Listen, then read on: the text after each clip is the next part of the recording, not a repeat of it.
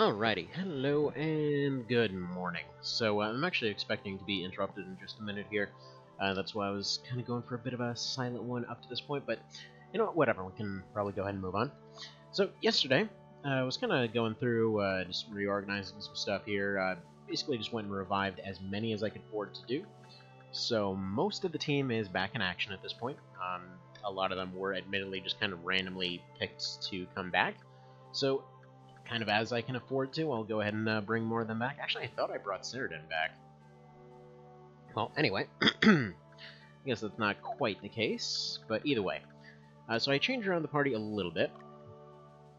So he, at this point, he doesn't have all the same items as he did before, but he does still have the horse, the baton, and the horn. Went ahead and gave the repose thing to Butts, because he's had a tendency to travel around a bit more. Went ahead and gave the scroll to Barbara, so that she's hopefully training up a bit more, and hopefully eventually starts getting initiative on her attacks, so that she can actually, you know, start petrifying stuff before it can even attack her. I'm pretty sure the odds of that are really slim, but whatever. Also, looking through all the different stuff, couldn't help but notice that, yeah, it seemed like the best option for Troy was actually just to turn him into an enchanter of all things. So, alright, so going through the weapons here, right? He was doing 2 attacks, he was getting about 60 off of them, but the best kind of stuff that he can actually... Oh, actually, I should probably check this is... Hang on, that does 7. How much does the Tiamat? Yeah, 15, never mind. Anyway, so I was gonna say, the, God dang, I'm all sorts of confused today, aren't I? So, Holy Lance, right? It does 18, but he can only attack twice with it. The book at this point, or not this book, but what's it? Not the book, what the hell's it called? The little doll thing. So the Gallant Doll does actually 16 and then boosts all the rest of his stats too. So yeah, at this point it's gotten ridiculously strong. So he can actually hit for like 3 90s in a row, and that's before buffs. On top of that, he's actually pretty reasonably tanky with that as well. So despite the fact that his defense shows about half what it used to be, he's still way up there. Like, he's way more defensive than many of the other units. Actually, let's see. What? So yeah, his defense 107.80, his 78.60, his is 50.43. So it's still pretty friggin' decent. On top of that, like, yeah, hers is 35.32. So she's got nothing going on defensively, unfortunately, at this point. I almost want to... You know what? Come to think of it. I wonder if there's any items that actually give you initiative. Feels like there should be, but I don't know for sure. Anyways, yeah, most of the other items would be just a downgrade. Unfortunately, there's kind of a limited selection of hats. I don't know why it's so limited either. But either way.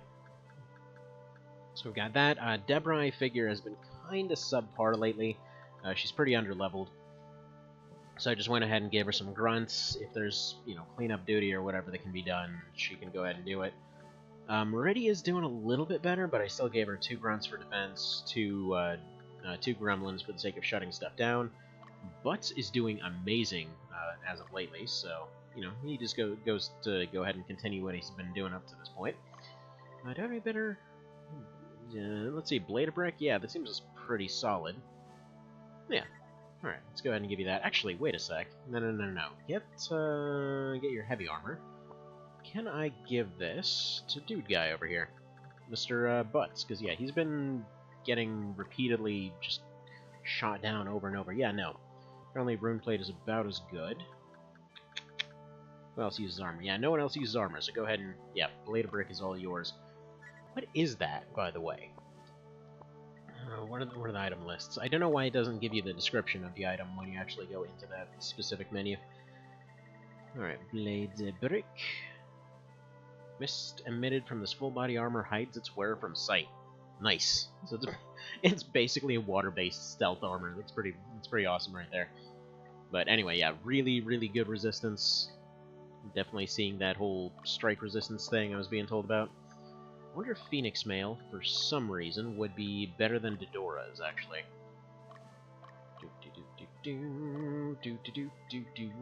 Actually, I don't think you can use it because it's technically mail. Yeah, never mind. Yeah, I think Dodora's is probably just going to be the best thing he can use. Ooh. Huh. Alright, Nefrit actually puts it up quite a bit, but it doesn't matter. It doesn't put anyone to sleep, so it's not really worthwhile. Alright, what else do we got here?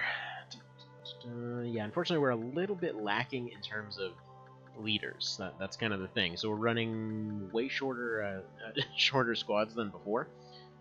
But the way I figure it is, yeah, the few that are left, like since we basically just have kind of 7 core teams here, anybody else that's needed, like if anybody gets eliminated, I can go ahead and launch one of these other ones out here, see what they can accomplish. Specifically, I want to try and keep some Gremlins in reserve so that worst case scenario I can kind of run some delay teams. But either way, for now I'm not really expecting to do too much base defending. Everything's just kind of going to run as it is. So I've gone and spent nearly all of that 20 grand on reviving dudes. I've gone and given party items to everybody. Probably should have shown that here, like right here. So if it'll let me select him, but he's still a Legion. I wish I could just permanently get rid of that Legion. Anyway, so yeah, he's got items, he's got items, he's got items. As you can see, everyone's got stuff that they're doing. So, oh, by the way, the shield, the Don't Turn Dead shield, I've gone ahead and given that to Rick, just on the very, very off chance that he suddenly dies, all that kind of thing. So let's go ahead and start on this. Again, I'm expecting to be interrupted any minute now, but we'll see how this goes. I've been told specifically one of these maps apparently has an Ogre Blade on it. As in, apparently there's a bunch of random fights that you can run into. There's infinite enemies or something that can have a rare chance to drop an OB. I don't think I need one at this point, to be totally honest, but you never know. I kind of want to see what it does. Just because, yeah, the Jigla, I mean, it was good before, but instant petrification? Yeah, I think there's that interruption I was talking about. So, you know what? I will go ahead and be right back.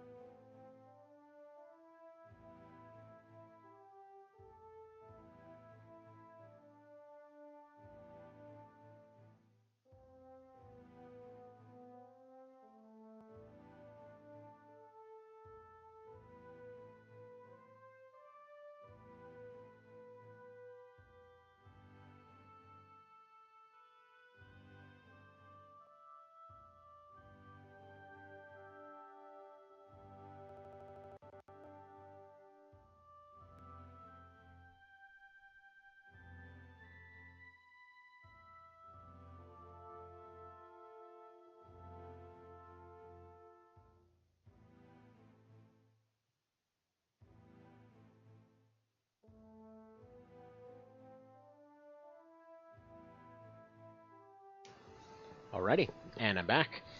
So, apparently there's a bunch of dudes near Bulimia. Cool, let's see, certain they're planning to attack the HQ. There are also a bunch of dudes over there. Gee, I wonder where they're going! But they might have a different purpose. Okay. We must get to the castle, even if it leaves our headquarters vulnerable. They will be open to attack from all sides.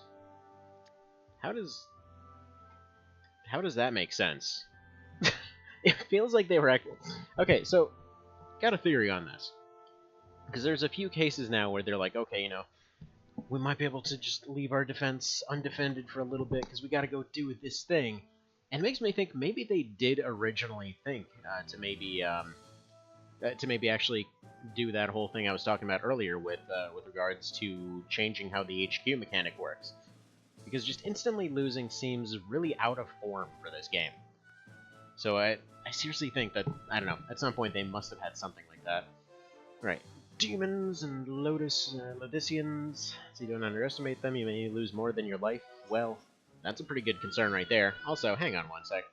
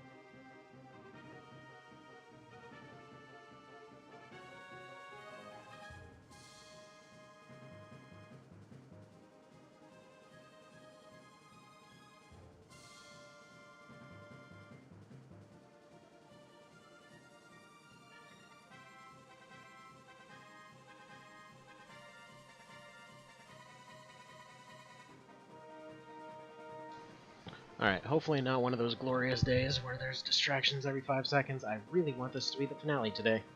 This feels like we're right at the very end. Alright. So let's deploy everybody on defense. I'm actually going to do something a little bit different this time, too. In which I'm going to put all of the heavy hitters kind of out there like this. And then everybody else is going to be standing by on reserve. So if I need to put the other ones out here, or if I need to go change anything about their loadouts, you know, I'm going to go ahead and do so. And then, yeah, Steve can go ahead and do that whole thing. So let's go here. And away we go. Come on, all you peoples. You totally have a chance. Don't worry about it. You got this.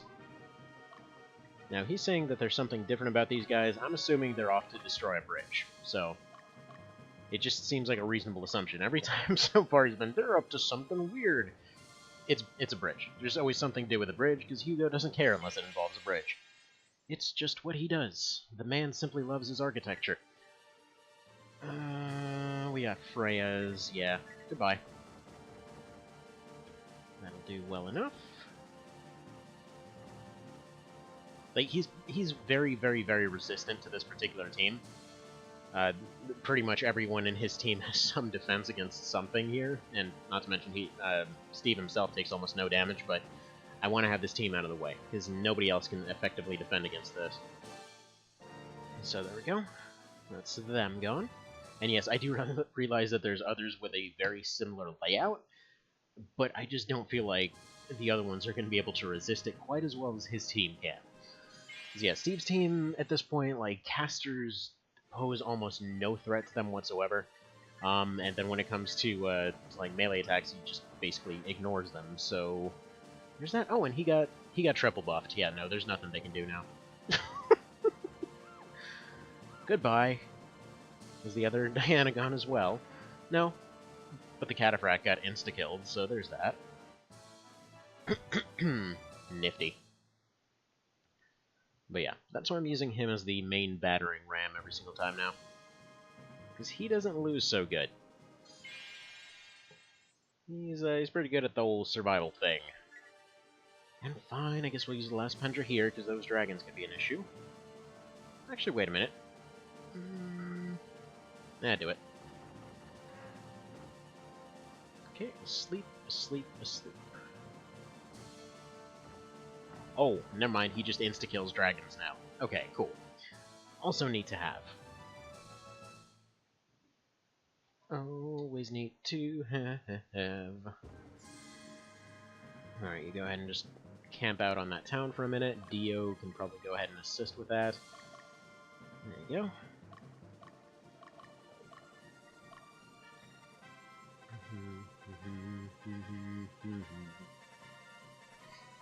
Alright, come on, Archer. Yeah, that's weird. She's just kind of patrolling back and forth.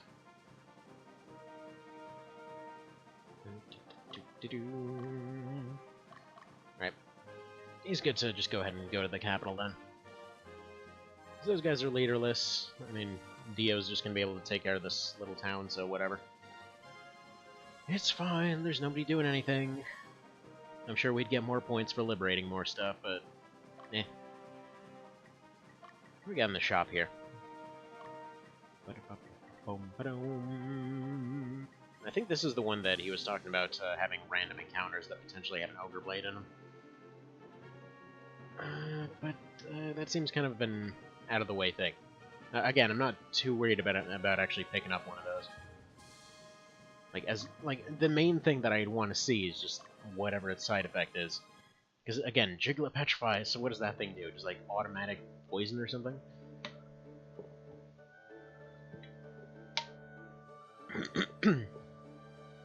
Wait, unification of beliefs may... Oh, may be important for politics, but not religion. For a second there I thought it said it may not be important for politics, which, yeah, that would have been exactly not the case. Also, unification of beliefs is actually very important for religion. Because, yeah, look at kind of what happened to a whole bunch of schisms throughout a bunch of different religions. It's like, hey, I have this slightly different idea, let's go become our own church. And then they do that. Right. You go ahead and finish off this one. Let's put him up on kind of cleanup duty here. I would send Rick in, but I'm worried. There we go. Now they're sending people. Now they're sending people. Yeah, I think they're there to... There's an Yeah, they're there as an ambush squad, for sure.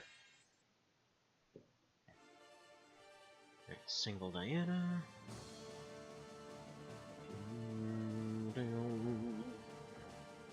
And she's gone.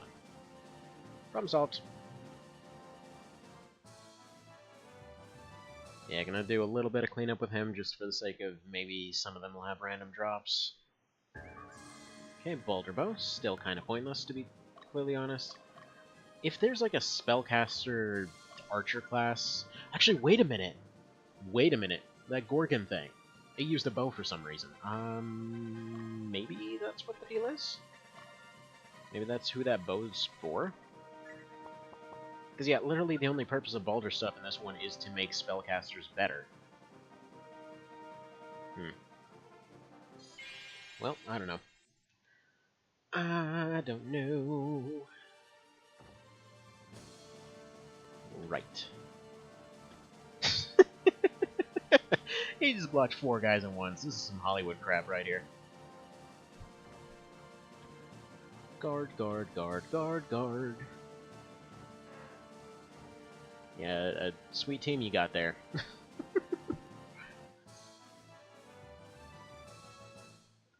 I think this is working okay. Might be okay. Might be decent.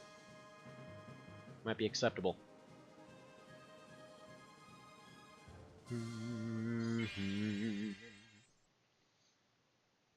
Alright, and what do you got going for you? Basically nothing? Okay, so their crush barely even does any damage. Good to know, good to know. Leader goes down to single hits. Man. I think that guy's even got that Windhammer. Or the Mjolnir. Man. This is complete nerd curb stomp, what can I say? Oh, good. Good, we finally get to see Rick's animation, which I'm gonna let play once. So let's go ahead and turn that on.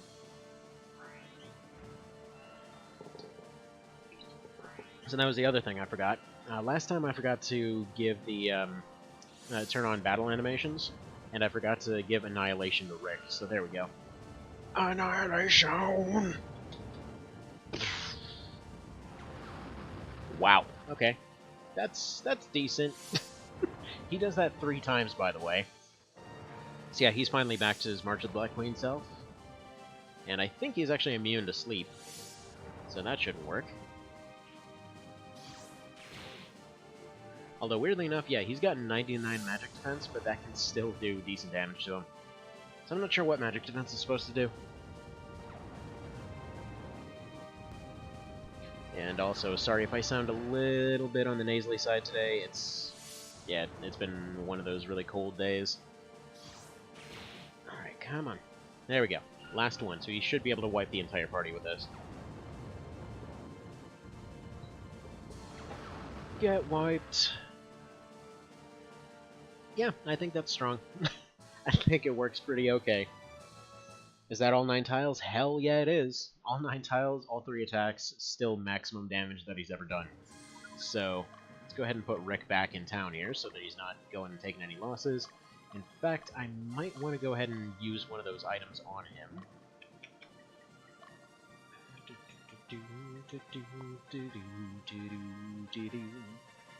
Yeah, as long as he gets away, I think Steve's about to encounter the boss, so that should be the end of it. Yeah, all 9 tiles, pure, utter, complete and utter destruction there. Okay, are you the Lionheart guy? No, that's Amazeroth. Dang it, I honestly wanted him to survive. That guy's name is just too good. Oh, wait, he's actually a good guy. He's about to die, isn't he, though? Disillusioned. Why did he try to gain power? Or no, he's not a good guy. Let's see. So yeah, he's just all about his religion then. These guys are all about the Lotus thing, I guess? I don't know, it's confusing.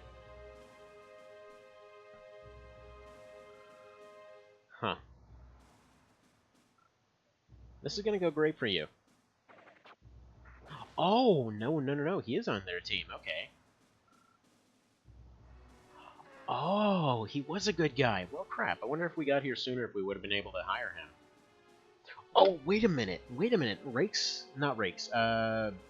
Vale mentioned that there was a Lotus guy. I wonder if that's the Lotus guy. Huh. Alright, do we need to use the Pendra? I mean, we might as well. It's the boss. Alright, are we gonna get a insta-kill? Yeah, goodbye. Sweet boss fight you had there. Oh no, he survived with basically no health. Okay, we'll just go ahead and finish the fight then. Gonna have to go revive his team, but no big whoop. Oh, wait a minute. Magnus or Steve isn't max level? So not having to get another world, remain true to their things. Oh, okay.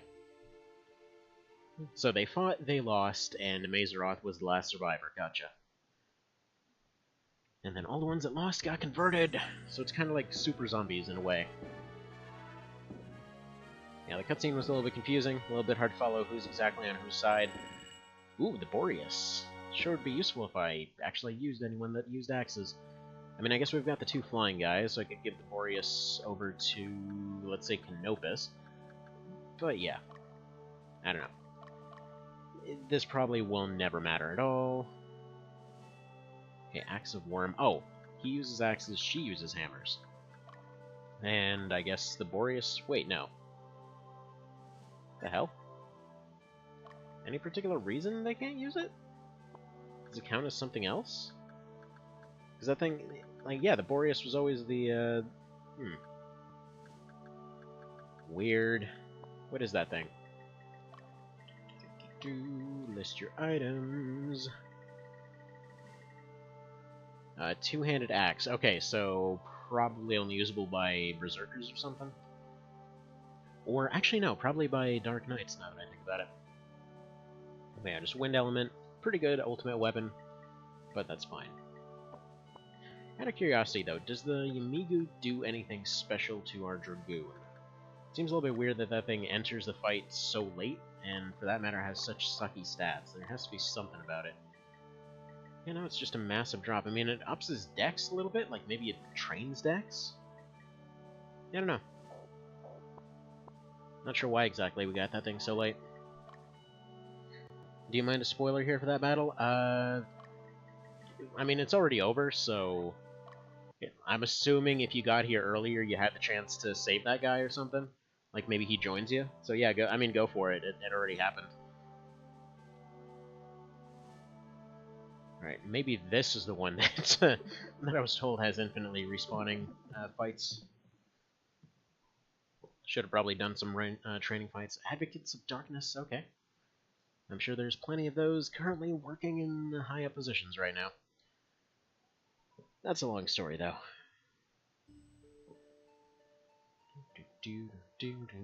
Holds no strategic value, but there's one concern. Is it infinite demons? Demons seem to rule this planet, but it seems pretty peaceful. That's why people are flocking here? Interesting. Saying they're dependent on them. So on the compounds matters, they've stationed their units to protect the refugees. They want us dead here. Weird. Okay, so don't liberate towns then. This will be there. See, Karth can join you if you're chaotic and knows Nobians. Okay, so he is the guy then. Although I really would have expected it to be a friggin' Amazoid or whatever his name. Amazeroth. There we go. That guy's name is just too good. Okay, Castle Lloydgust, a day west. Must liberate it. I love how they say a day west and it's like 5 minutes for Steve. They're demons led by powerful beings. Some possess special powers that we can't even imagine. There must be ways to deal with them. Cool. I mean, so far shanking them has been working out real good. Don't know what they're up to, but they're certainly watching and waiting for us. That's no problem. Time to go solo the entire map. It's gonna get really weird when suddenly it turns out they have insta-kill moves or something. Alright. Same plan, same plan. Alright, and we once again start on a shop. So what do we got here? Feather suits and stuff. Yeah, let's go pick up some heal packs before I forget. Pick up like 20 of them suckers. Because I want everybody to be completely stacked up on heal packs later. Alright, so you are going to take the mountain path. Then you're going to go this way, and you're going to kind of skirt the river up to the fortress. So there we go. We'll go ahead and do it that way. In fact, am I able to tell you... Okay, now that's your status. Let's go to commands. No, let's just target. I don't know if there's a way to tell him, like, just to avoid roads. I know that that command is somewhere. Oh well. Doesn't matter. He'll be fine all the same. I know he'll get on the roads. He'll probably get into a few fights. Just want to have him have as few fights as possible, but that's fine. Alright, you go ahead and sit there. You go ahead and dispatch.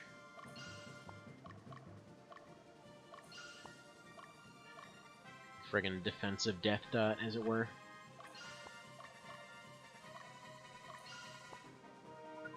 And away we go. Alright, so they've got legions, aka who gives a flying crap about that. So I guess Steve's gonna go ahead and just annihilate everyone, as he does. I mean, he technically doesn't have backup fairies right now, or at least he only has a couple of them. But I think that falls firmly under the category of who gives a crap, they've got no chance. Alright, sweet leader you had there. Are they gonna be going soon?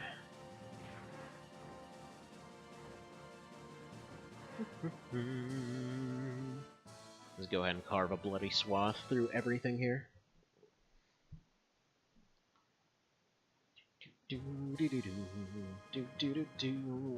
Alright, sweet commander you got here. It's actually funny that they don't have little, like, I don't know, little demon legions or something. Man, what a threat. I'm gonna think that this guy should be the leader, so why don't they have little demon legions?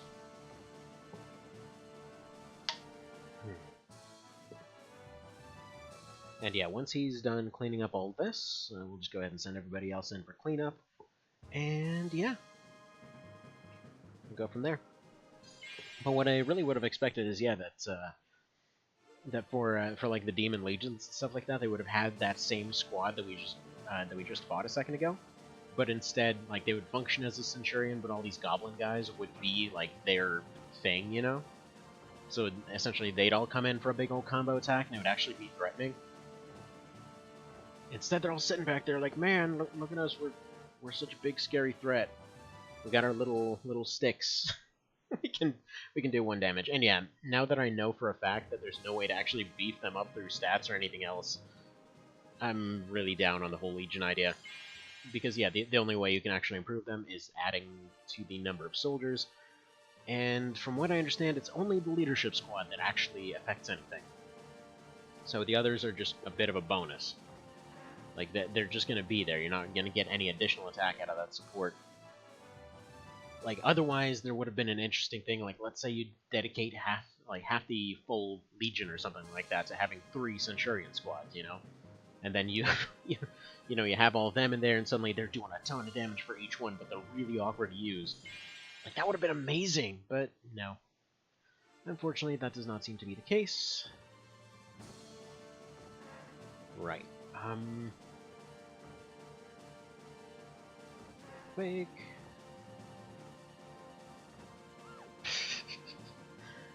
You got jokes. You got jokes. Just the 1 dragon left. Fantastic. In fact, you know what? Forget taking the friggin' mountain. Just go straight there. What are they gonna do, really? What are they gonna do? I think let's go ahead and save some time here. Deleted. Man, I love how weird that looks. Like when you have animations turned off, because it just looks like he pulled out a machine gun. He was just like, yeah, no, goodbye. And you know what? I like to imagine he kept his. Okay, so if you were here since the Mosquito run of Night of Lotus, so the JPEG or yeah, whatever, the little movie poster thing I had going on for that one was literally just like, what's it? It was literally just, if you've seen Kung Fury, it was Barbariana from Kung Fury, with just like holding out with the axe on her back and and an Uzi in her hand, just with like a fairy head on top of that. And so yeah, just because in that one the magic missile move just basically was just like, oh look, I have all these orbs, you know, like little fairy Uzis. So that was kind of the joke on that one, that they're flying around with machine guns. But okay.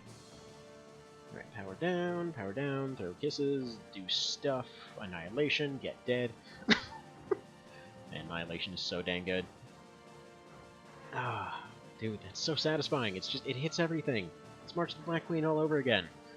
And you actually get it very late in the game, which is awesome.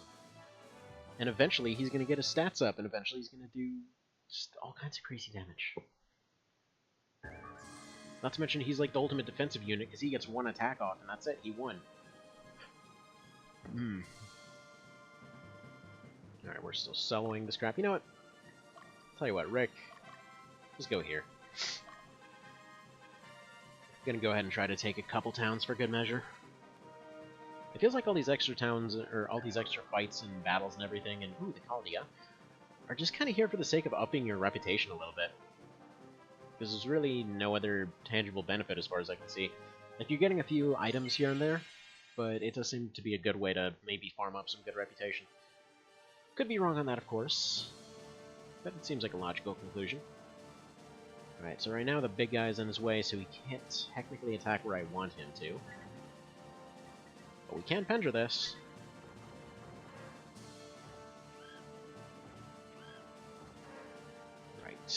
Good to know that all the money's going to be going towards revives again. Yay! Yep, it's the finale, Mr. Cerebro. At least it looks like it. So we're on 36 out of what is apparently 40 maps. So I haven't gotten full confirmation that it's 40, but I have been told I'm pretty dang close. I've heard 40 in the past, so I'm going to assume that's accurate. But yeah, right now I'm doing a couple of the little side fights. Needs more mosquitoes. I mean, they're... I'd like to have more mosquitoes in teams, but they keep dying, so... It's literally just like basically a solo run with supports. It's kind of what we're looking at. But yeah, apparently it's supposed to be possible to do a mosquito run of Soul Nomad. I've actually never played it, so that would be another potentially interesting one. Okay, what do these people think of us? Why don't you guys stop the stupid war? Because we don't know anything better. It's a great place. Wait. Nor would the demons if there are any. She says as they're surrounded by demons. So yeah, they're brainwashed. Good to know. We're in that kind of situation. Alright, and they're trying to snipe the base, because of course they do. That's just what they do best. It sure would be a shame if you lost on technicality. It sure would be. That's why we're going to make sure it doesn't happen.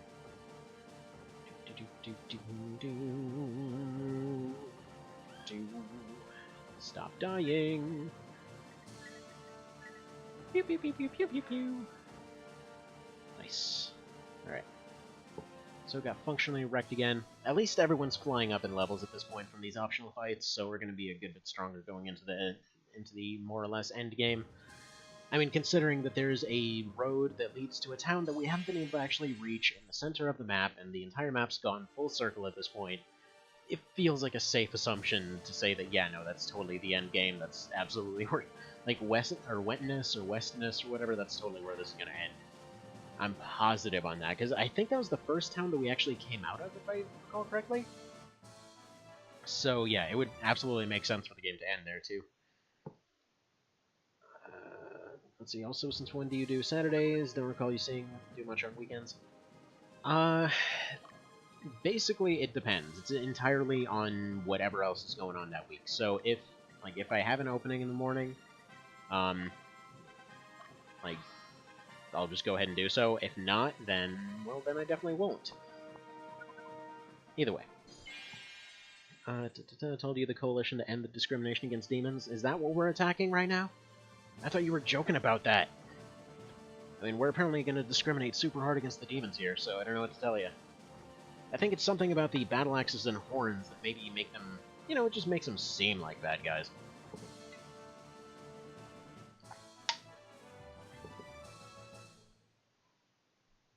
But yeah, so tomorrow I've got at least a morning, and then after that I have to go get a bunch of other stuff done, so that's what we're going to do then. But yeah, I've been told there's apparently an Ogre Blade on one of these maps, and this feels like the one that would be it. Why do you stand in my way? I'm only here to grant the wishes of you people, to be free from restrictions like in my world, to create an ideal world where you're bound to no one. But dude, getting hitched is pretty alright. Alright, so he's got an axe. I was gonna say, is that an Ogre Blade? I was meaning to actually make a meme of this yesterday, but it feels like the entire endgame so far is just like, I keep looking at everything, it's like, is this an endgame? Is this a last battle? I don't know. Also, yeah, you left your leader right in the open again. You'd think you guys would know by now.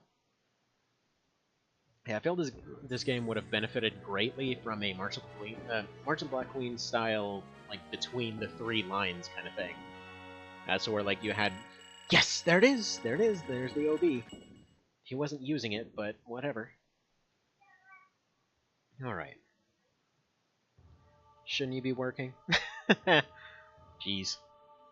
Our world is great, everybody is free, every one of us wants to satisfy our wants, being true to our feelings. So, 24-hour global orgy, you say?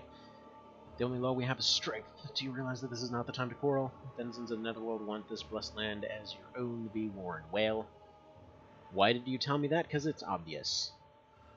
Let's see, they hate and kill each other over trivial matters while they laugh and find joy in insignificant things.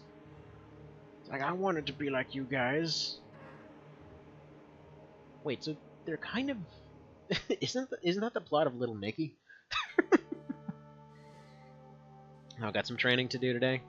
You getting training, or are you doing training?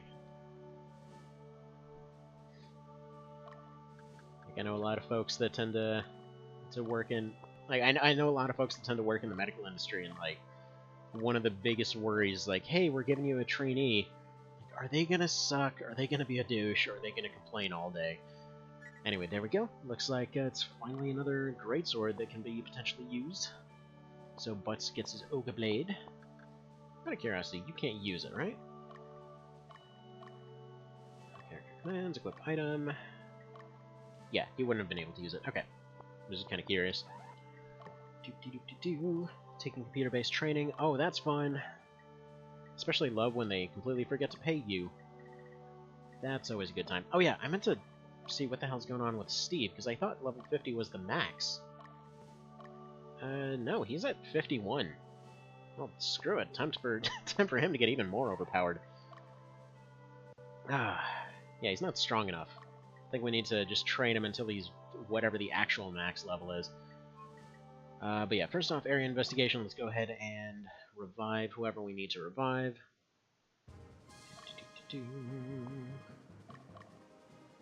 Alright. Where is Revival Town? Way the crap down that way. Alright, but you've got some casualties. Let's move you down here. We've got Dio with one casualty. We'll move you down here. And yeah, I don't want to sit through the animation 50 gajillion times, so I'm just going to go ahead and send one extra squad to be revived. These guys are just going to patch up any of their bosses up to this point. And then, yeah, in the end game, if we run out of fairies, I'm going to start replacing them with grunts. But I don't believe we should have that problem. We'll see. Gonna try to keep this moving along as much as possible. I love this music. Actually, let's send 2 squads to be revived.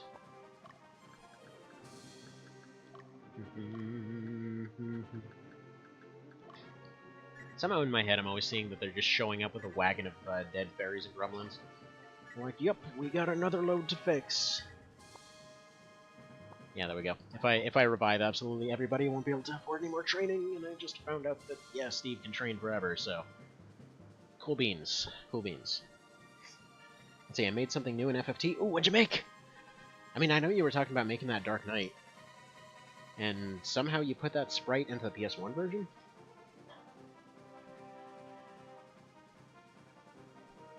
Let's see, you're already past that point in the story, though, so you won't see it in your run. Well, poo! What'd you add?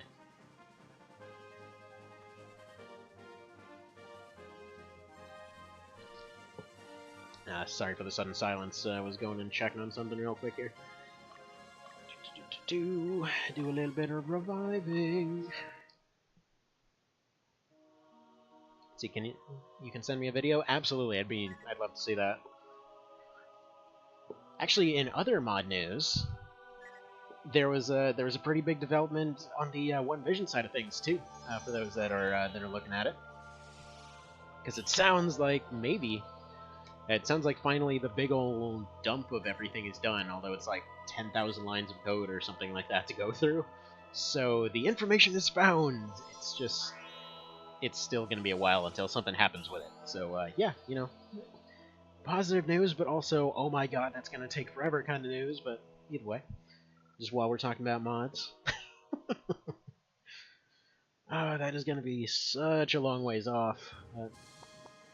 Oh well, I'm excited.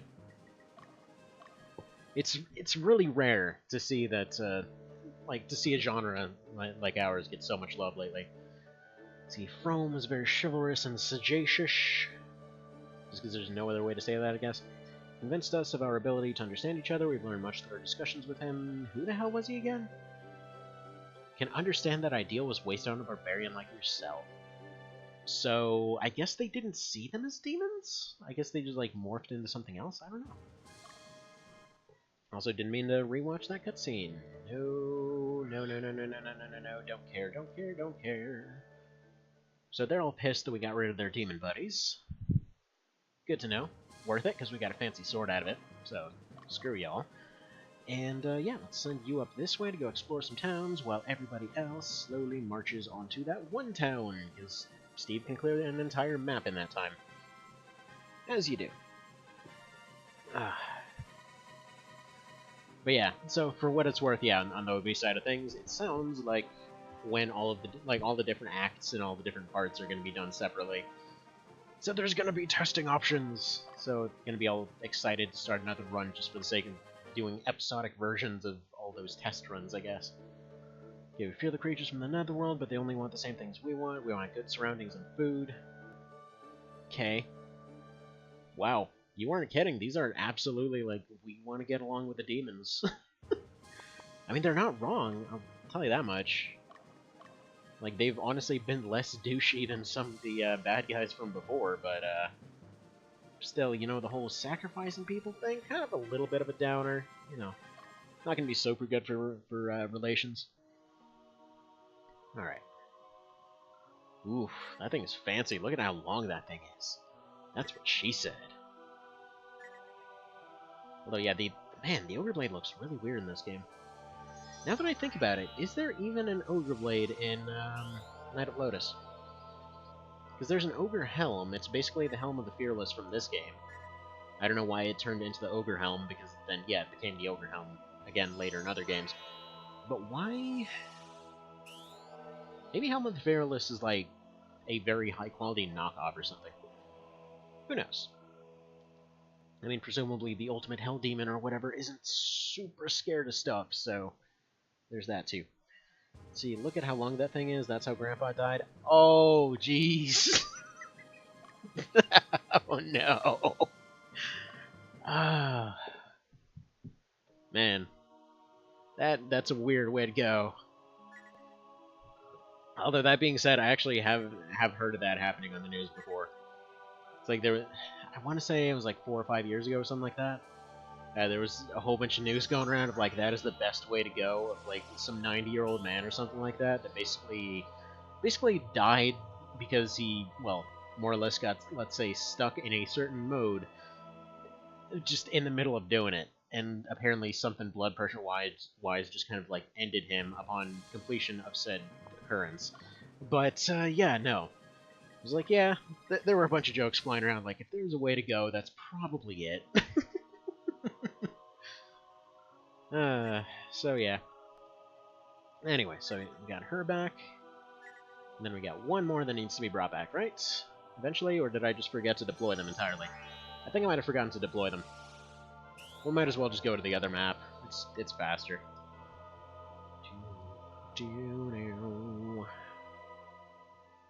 Where do I want to just dump everything into training? Because I kind of want to do that too.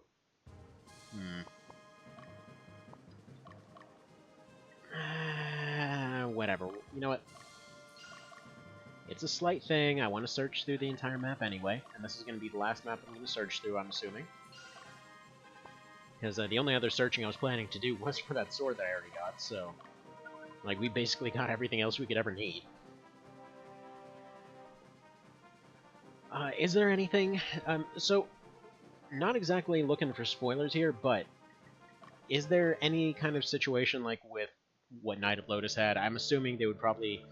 like, they would probably let you know about this before doing it, but is there any situation like, oh, you forgot to equip, you know, this item, so now the last fight is unwinnable or anything like that?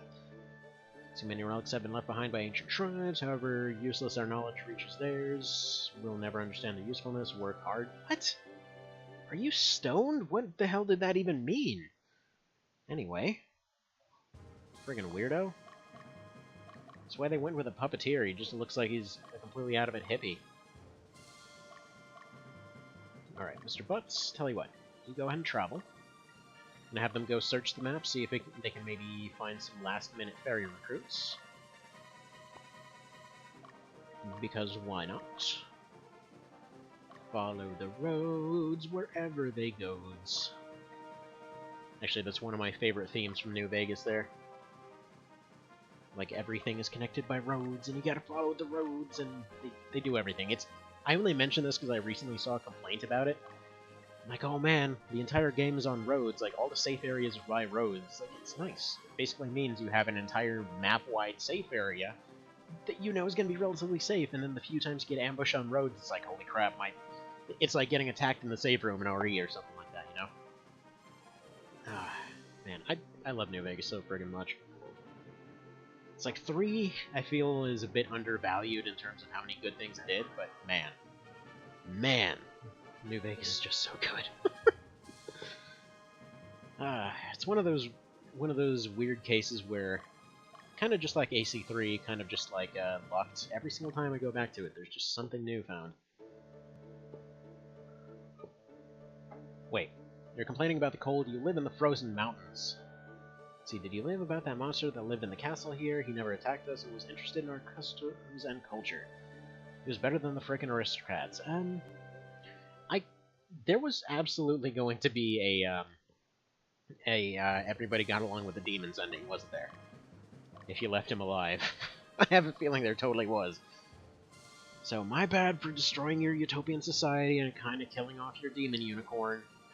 Feels like there would have been a chance to potentially solve a lot of... Oh my god.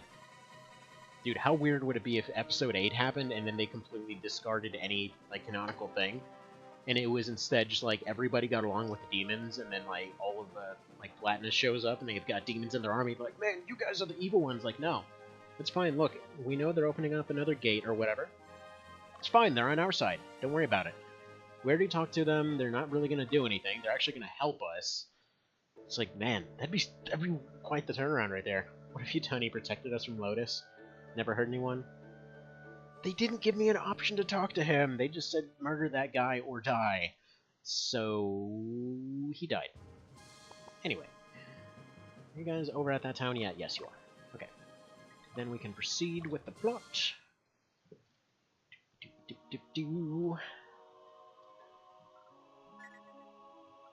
Yeah, this feels like the kind of game where, again, just like in New Vegas, would have just, like, maxed out speech and just talked to everybody down. Man, I love when that's an option in games, man. Every time. Every single friggin' time. If there's an option for a speech skill, that's always absolutely at the top. Every dang time. Actually, it got really confusing, because as much as I love Wasteland 2, it's weird that speech is actually dispersed into 4 different categories, which makes absolute sense. Like, you literally have, like, bad jokes, knowing stuff, and just intimidating people's. And then you also have your charisma on top of that. And it's just like, it's in 4 different categories. You can have 4 characters, so you can't technically specialize your entire team to go just be good at talking to everybody, but still. Man, that game's weird. It's pretty awesome. See, you can recruit demons and murder the Black Queen and Luck, so it's a possibility. Very true, very true. See, if you have a couple minutes later, I can send you the video. I'd like to hear your thoughts. Yes, I will absolutely look at that later. In fact, you know what? After the finale today, we might as well just do a live look at that thing. Why not, right? Alright, let's go ahead and end the map here, now that we know that we've ruined a perfectly peaceful society. And go down to Alba for a bit of mass training. Now, I would give the Manual of Warfare over to Steve, but the thing is, like, when it does, it basically increases their XP gains per fight. But he typically, on a normal fight, will still gain, like, give or take 60, 70 XP anyway. So what all it's going to do is boost it up to 90. So during training, it surprisingly doesn't help. Just basically makes it where, I mean, he would need 2 training fights per level anyway. So all it really does is it makes that one level slightly closer, which has no practical effects. Anyway, I want his team to be better. Mostly because I want his fairies to be more durable. So that's what we're trying to do here. That's what we does.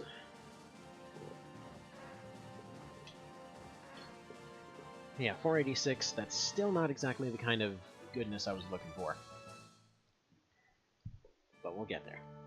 So in case I'm not watching, send me a ping on the Discord. I'm going to be lurking. Orky dorky. Yeah, I wound up shutting off notifications for Discord, so I don't know if you've actually sent me a message. Because yeah, it started getting really annoying. Not gonna lie, there were a few that I joined just because I wanted, you know, to kind of look at different communities and see what's going on where, and then for some reason there just was no option to remove certain things. So, like, I would go and I would look at my phone, it's like, you've got friggin' 37 missed notifications, and then it's like, You know how there's certain communities where every time you go there, like every single other message, there's somebody putting an at everyone on it? It's like, how do I mute you? I shut off notifications for this thing, and I'm still getting them. So, yeah.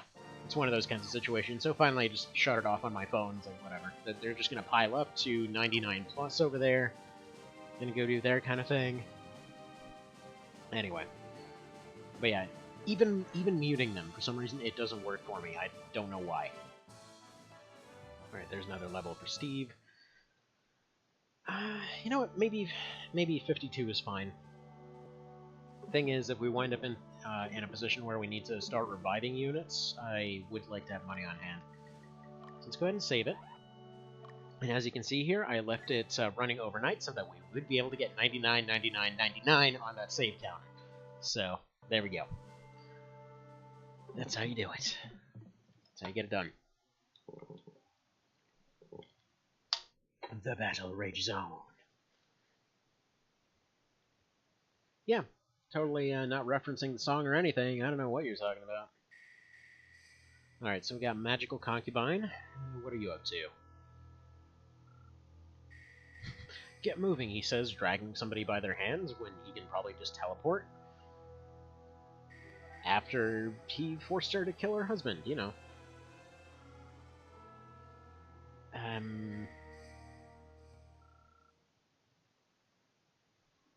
That can be Destin? No, it's gonna be them again. Huh. Seriously, I wonder if we're gonna team up with them. No, they're gonna become the bad guys again. Crap.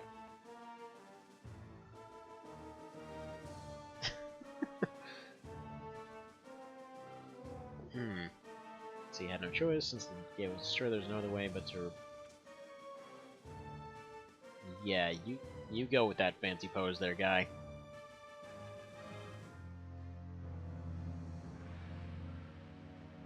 Okay.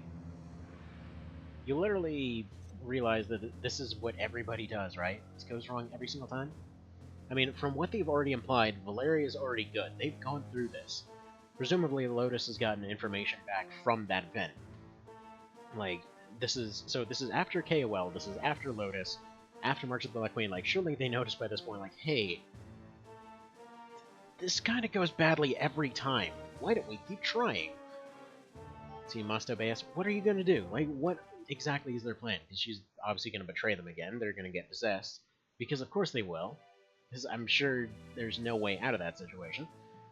She inspired a large group of demons. Must be heading to the ruins.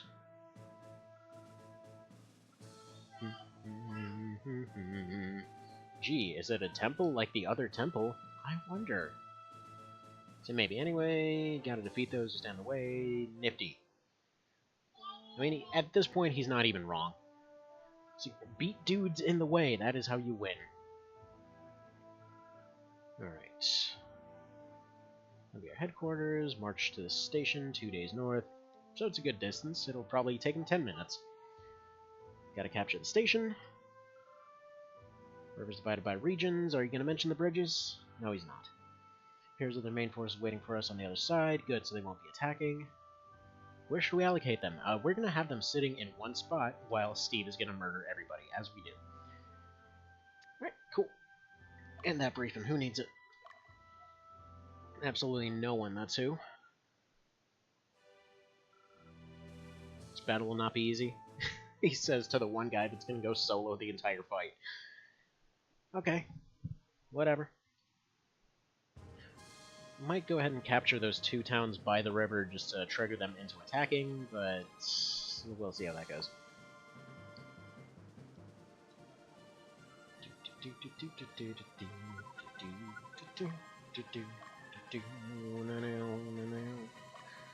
Just double checking that everybody has items, because, yeah, actually I can't change Steve's items anyway. I forgot to give him another heal pack, but hopefully he'll be alright. Right, those 2... Oh, I forgot to get Aisha's units back. Well, poo. Okay, so let's go ahead and set up for the next revival dump. Alright. Add some characters to you. Let's give you this one, and this one. And And this one? Love that there's just a random gremlin named Jared. Alright. Alright. It's good.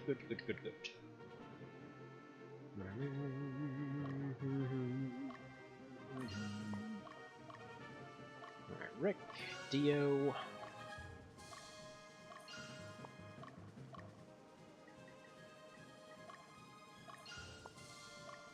Yeah, Troy's actually pretty decent at this point.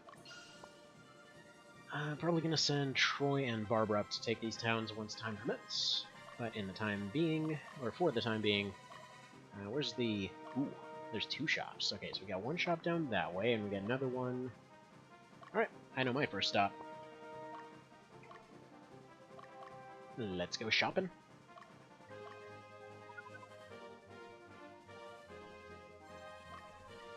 And in fact, let's go send Troy kind of tailing behind him. So we're going to take that one. They're probably going to all pile up on that one city, since again they've kind of established this is probably not going to be a defensive map. Which I'm glad. There's really no reason to have defensive maps.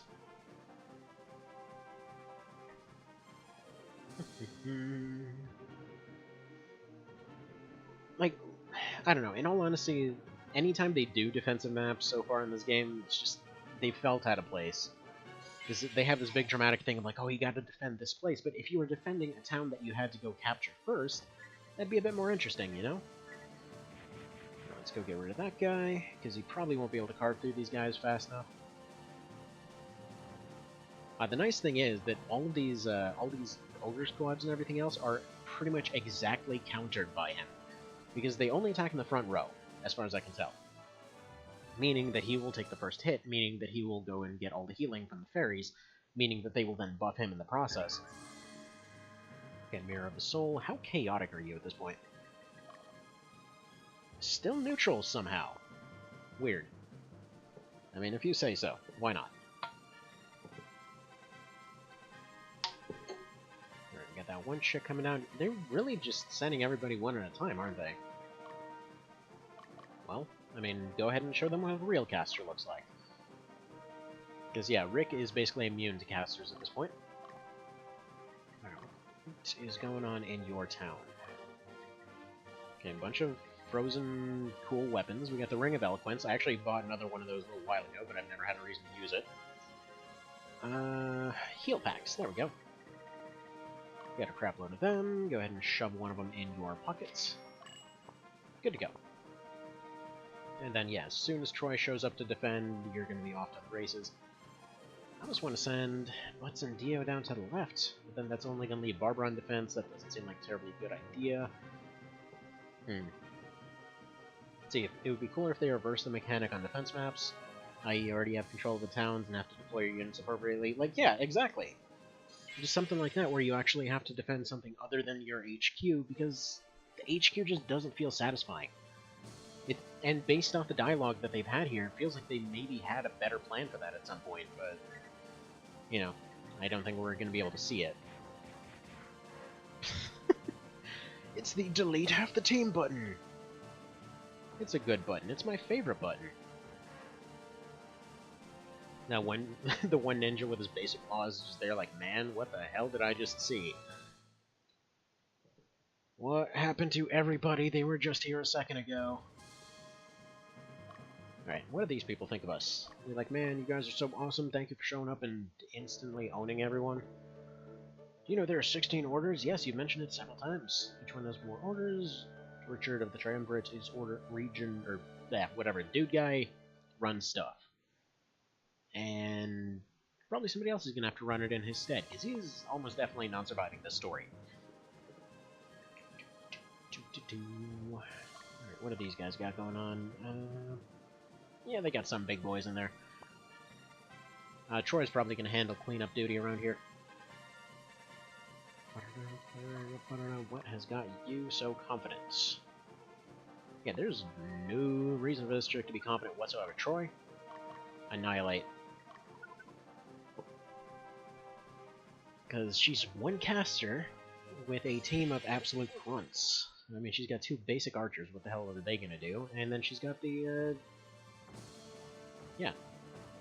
They're not even really doing any significant damage aside from that. There you go. Instant win for you.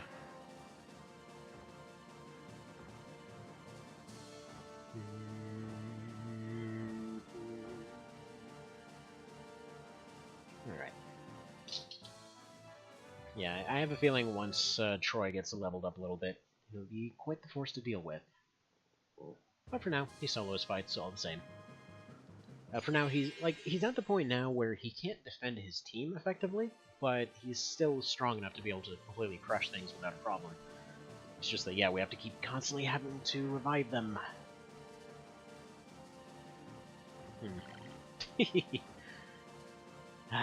This is too much fun. Too much fun to see that keep happening. Doesn't matter if they regenerated, they're just gonna lose again.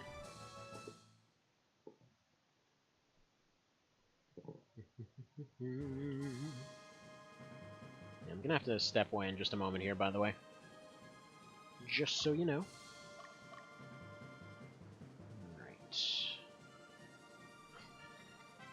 Yeah, you just go ahead and defend. Steve, you go ahead and take the capital. I'm not worried about anybody getting lost here, so... yeah, I'm gonna go ahead and be right back then. Just gonna let that fight itself. No worries.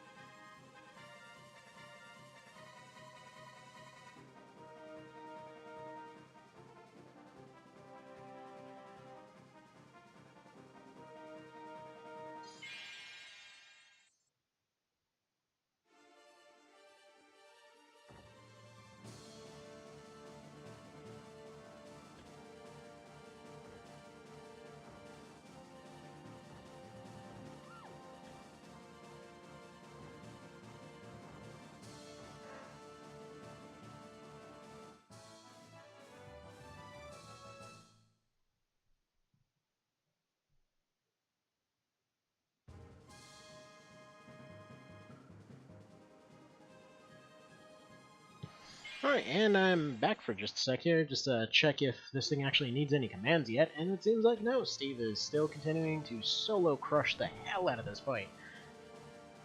So yeah. You know, kids fed, diapers changed, all that kind of thing. Fight's just winning itself. I think we're doing alright. I think this might be... Yeah, I think we're set up for a win, anyway. But again, the big concern at this point is just, yeah, folks had told me that the last fight is nothing like anything else in the series, so... Curious to see how that's gonna go. Oh, it's you, Chuckle Boys, okay. You're still here. Why do you side with Netherworld? What are you planning to do? They're gonna plan to die is what they plan to do. Okay, they're decimated. Okay, so... Right, so Radiant Cross is gone now. Cool. So they just want to get superpowers. So we gotta do our bad guy posturing, as you do. But given that there's too many people here, presumably just the one guy, the Tammuz guy, is going to stay. And yeah, then Baldwin and Richard, let's see. The only note that we haven't hit yet is like the double fight. There's always a team fight. So in Luck, they saved it towards the end with Douche Knight and Beef Boy. So for this one, it's probably going to be the two Baldwin brothers. I'm assuming anyway. See, wrong. Ultimate powers are meant for humans. I mean, they had like the circus dudes in March of the Black Queen. In Knight of Lotus, they had the twins. Yeah, so he's going to be the guy with the mustache who holds off everybody to save the day. Yeah. They always have a mustache guy holding off everybody to save the day. Have you noticed that? It's like, let's see, in Luck they have, what's his face? He basically holds you off at the end of the Hanging Gardens. You've got... Man, I'm gonna have a hard time remembering everybody's names. You got the... I know March of the Black Queen had a guy. Anyway, whatever. Doesn't matter. We'll get to that later. Gotta go resurrect Danica Patrick. Because they're gonna get the divine power to race real good. And then, yeah, he just teleports, because reasons. So he's not gonna let us pass, which, again, doesn't really matter when they can just teleport. But we've got at least one instant win button left, so... Cool. So we've got that. He's gonna go get rid of that guy, and then... Is he getting powered up? No, he's not getting powered up, so whatever. It's gonna take 2 hits to beat the boss, or no, it won't. Never mind. Wrecked. Yeah, Valak, I don't think you fight... You do fight him in the remake. So, in the remake, he's basically there to hold you off at Heim, and I believe in some routes he's there to hold you off in, Hanging Gardens, and then, yeah, he basically does the same self-sacrificing role once you go into the endgame of Coda as well. Because he's like the big second-in-command. Okay, we got another Peridot, another 4 dudes joined us for some reason. What is the deal with how many people join you, by the way? Like, is that based off how well you did, or how many times you captured, or what?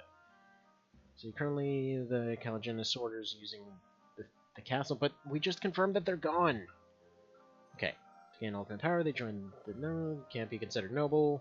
When were they ever noble? Merely acting out of selfish desires. This is literally all they've ever done. Why do they follow Lotus's orders? Because they're the frickin' church, that's why.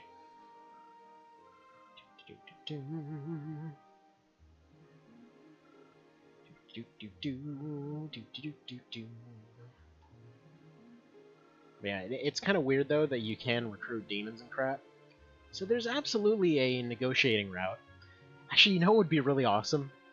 So I mentioned, you know, the option that like, hey, they just basically went for the weird ending on this one, where you just joined that northern village, which I assume isn't an actual ending, but whatever. Anyway. So yeah, presumably it's that, right? And then, oh, nice if we can go directly to ruins, but... Okay, so we gotta take the castle. We gotta do one more siege fight. More on that in just a sec, but... God, what the hell was I getting at here? So, wait a minute, it turned red, too. Yeah, Wentius, that's totally gonna be the end. It's totally gonna be the end, we're here, we did it. We got to the end game, I assume, anyway. If we get a notice of, like, there's no turning back once you go here, then we know it's endgame. Alright, let's see how you do against a random fight here. You've only got 3 guys, so you're boned. Anyhow. Yeah, hit and asleep.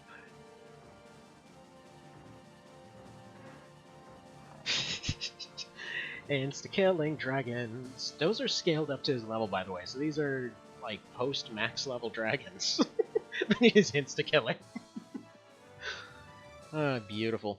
Beautiful. Alright. I'm calling it post-max level because 50 has always been the max throughout the series. So it's weird that he can go above that. So he's at what at this point? He's at 53, so maybe it goes up to 99? I have no idea. I mean, they already can't deal with anything at 50, so I don't know why you'd need to go all the way up to 99. Alright, so, last question then, yeah. Before we go into this, since I'm assuming this is the end, is there, again, is there anything that I need to go back for? Like, is there anything that, you know, you get something interesting out of? Like, not specifically you get the ultimate super best ending where everybody gets along, like, no, not that. I mean, just like, if there's anything super weird or whatever else to go back for, just not necessarily spoilery, but just like, hey, you know, maybe you want to go check out X, Y, or Z before heading out there. So I'm gonna have to step away for just a sec to go grab a baby bottle. So yeah, let me know. Be right back.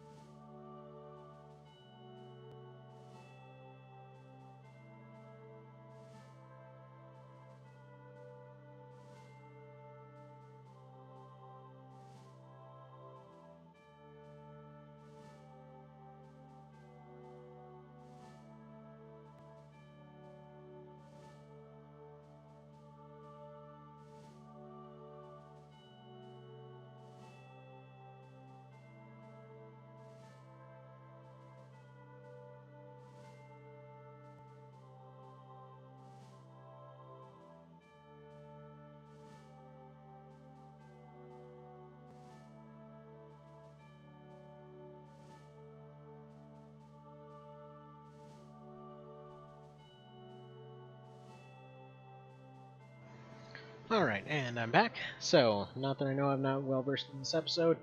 Well, then alright, let's go do this thing. So, on to Wentius. Let me do one last check on items here. Items. Need to do a few revives there. You know what? Yeah, let's go get, we've got 7 grand. Yeah, you know what? Let's go get a revive done real quick. So I think it was Blue Basilica that had the, revive station right on your starting tile. So let's go do that. Alright.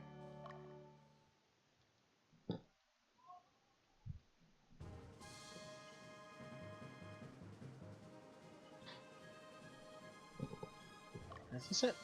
No, that's not the right one. Hold on one sec.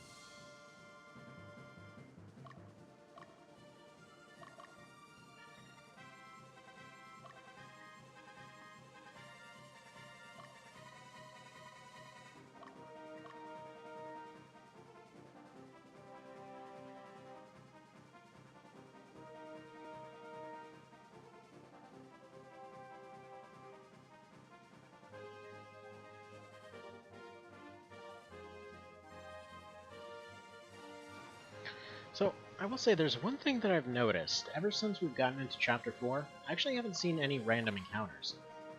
I'm actually starting to wonder if maybe random encounters stopped being a thing, like everyone got chased off the roads or something.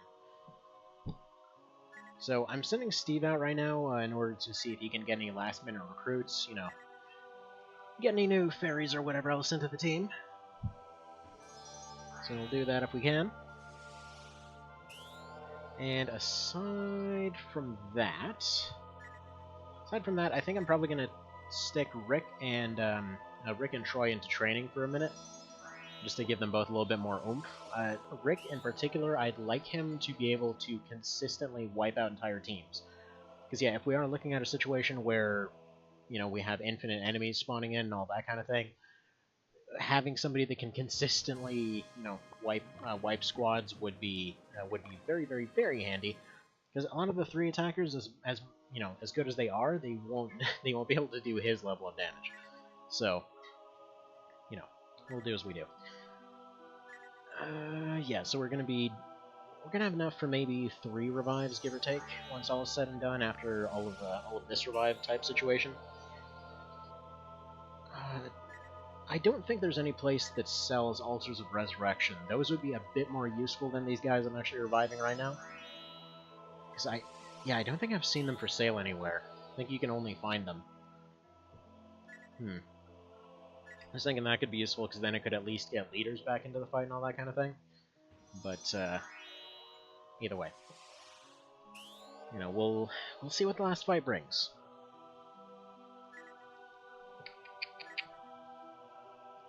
Yeah, no spoilers on what's actually in the last fight unless there's a Longinus type situation. Or Longicolnus, as they called it in that one. But they would have said something up to this point. Like, they would have said, like, yeah, you specifically need this one weapon to kill it. Which I'm hoping doesn't happen to be, like, a sword Steve has to use or some crap. That always bugged the hell out of me in Fire Emblem, to be honest. Because as much as they went for all the fancy animations towards the end of each of the games, the fact that they're always like, you need this specific weapon to beat the end boss, like, aw, that's a complete cop-out. He's basically saying nothing mattered up to this point, and we specifically need this one thing so that you can show off your fancy graphics. Like, what if I didn't want him to use a sword? Maybe I wanted to go in with a spear or something. Like, no, you need one specific weapon. It's the only possible way. Because that's how deities work, I guess. Alright. Anyway, based on what's been seen so far, what do you guys think are the odds of actually completing this run?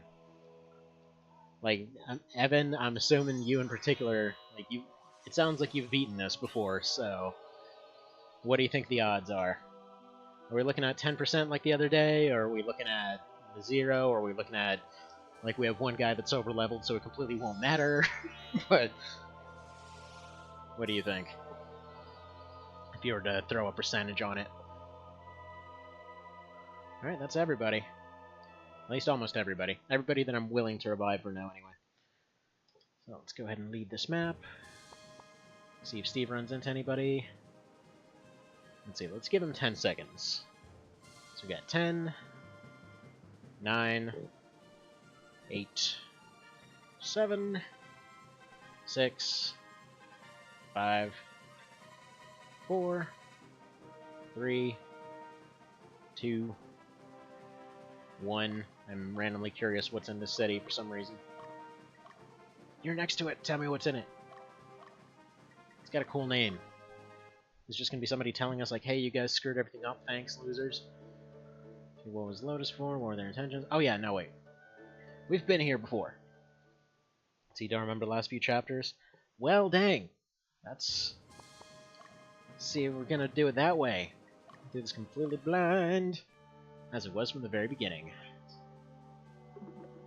I'm almost tempted to make the game end on his birthday, but I don't know if that's actually what, I don't know if this is the actual last fight or there's gonna be more, but I'm pretty sure. Let's do this thing. I meant to put Rick into training, but screw it. Ooh, pressure. We even referenced under pressure in here, wow.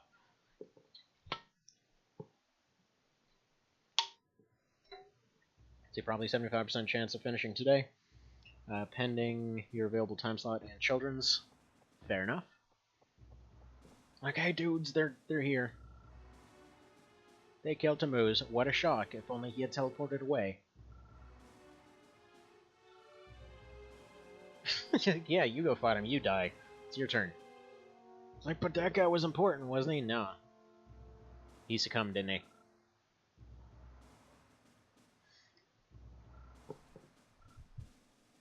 Don't die. I will sit here and defend this hall. You go check out that gunshot noise. I'll be investigating this. Jeez.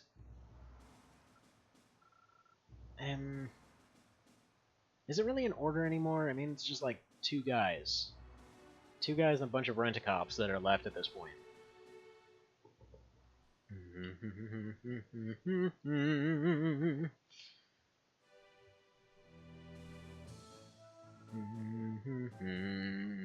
It's our current situation, but it won't be for long. Oh, you're gonna put me right next to the capital? That's a sure way to... I've recognized this map! We've been here before. Let's see, hope... Hey, you settle down. Cat, you stop being a dick. Where's my squirt bottle? Nope, nope, don't chase that douchebag. Don't. Lay down. Down.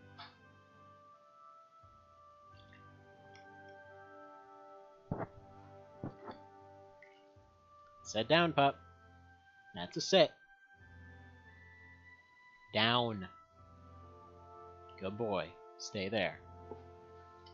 Sorry, our cat is a massive prick. Who sits down when the army's at your doorstep? Nobody. But yeah, no, our cat is a massive douche, as in he will pick on a dog like 8 times his size. And he's not terribly fit either, he's just like this chunky bastard of a cat, but either way. Your goal is to liberate the strongholds around Castle Telpia, then strike the castle itself. Q. Only a few enemy troops. Something's not right if they know we're here. Why don't their defenses reflect it? They're gonna ambush! Although, interestingly, we do have one town that's ours, so I'm gonna probably send Rick down to defend it. Maybe butts. There are many officers left in the order. I believe there are 2 left, Richard and Baldwin. Both powerful knights? Yeah, we got one that's way stronger, though, I guarantee it. Secretly squirt bottles for the kiddos? Nah. Dude, you do not want to let my daughter get a hold of a squirt bottle. She will just, like, run up to random stuff and start squirting. Or she'll just point it at herself and just, like, take a shower on the spot. It's weird. Anyway, yeah, I have a feeling they're gonna try to take that town below there. So what we're gonna do is, yeah, let's send Butts down there. He's probably the most durable. So let's send him down. Let's send everybody else on defense like usual. The only reason I'm not sending Rick is, you know, obviously he's not super good on the whole surviving thing, but he does hit real hard. So he's pretty much better at defending the capital. Alright.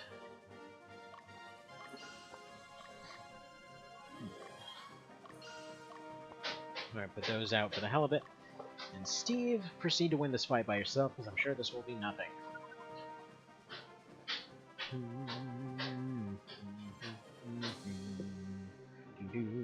Let's see, I didn't mean to give it to them? No.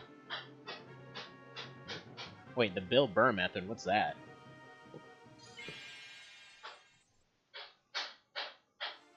But yeah, no, the kiddos settle down if I ask them to. They know that I'm gonna be fair. Alright, you are attacking the wrong one. Please delete the boss. Thank you. I just love how consistent it's been about taking out the leader lately. Handy. Very handy.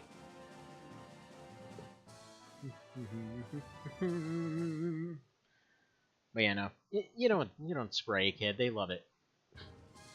Like, they absolutely love spray bottles. Right. Are you a vampire or some crap? No, you're just a demon. I was told there were vampires somewhere, and they're garbage. Yeah, called it. They're trying to go take that town down there. I guess they're trying to give you a last-second reputation drop or something. Alright, yeah, they even attacked the wrong place, and we're still probably going to win it. Yep. They attacked the completely wrong one. Lost a fairy, doesn't matter. We'll just replace them. In order to make a kid quiet pour water on their head, they won't know how to respond? Dude, they'll totally respond. It's called laughter. They do it all the time. They're like, man, that mess is hilarious. Right, that's Revival Town. Screw it. March onwards. Take the capital. Delete douche. Who still has not figured out any part of how... By the way, I'm assuming all that hammering's coming through. One sec.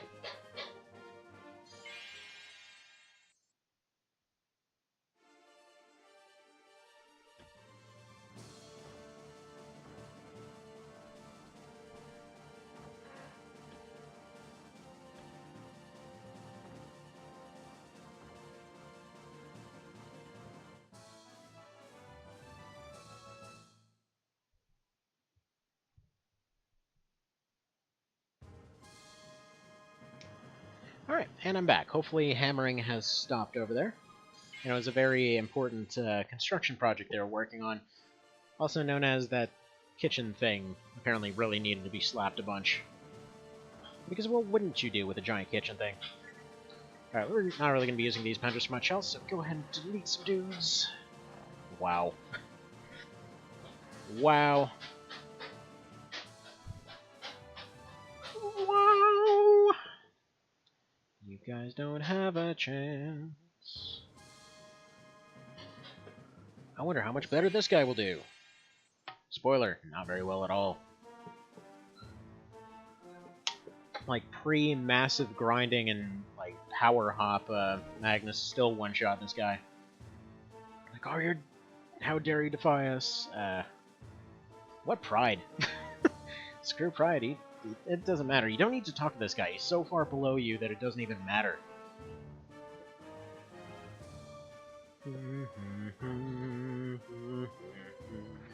Yeah, Lotus's motivations, honestly, by the end of those 3 games, by the time Episode 8 would roll around, their motivations are absolutely baffling. You know what? Screw it. Don't even need to fight this guy. There we go. Sweet fight. You're gonna teleport, aren't you? Yep. Good. I was gonna say, there's no way he's... like, they have to reuse him for the castle fight, right? Friggin' fireworks out your bunghole. That's a really unfortunate place for them to originate from. Wind armor, who cares? And yeah, it does make sense for that to be a unit defeat reward, because he did defeat 3 units, and yeah, or at least 3, and he got 3, so good. That does mean that Legion Run is technically possible. Ooh, adversaries. I think you mean Boot and Bug, but if you say so. If you say so, after all, he's gonna be squished and smeared all over the place. See, you weren't able to stop them? Yeah, their fight lasted about 30 seconds, dude. Can't understand why my own brother would be so incompetent. A, now he cares. B, he's like, oh no, I'll do the heroic thing if you suck so bad. Like, at least I like that, you know, he went ahead and switched that up. I do like that Baldwin will continue being the main bad guy, but he gets to live despite sucking.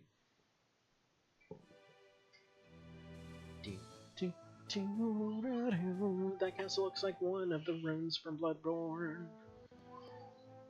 Looks exactly like one of the runes from Bloodborne.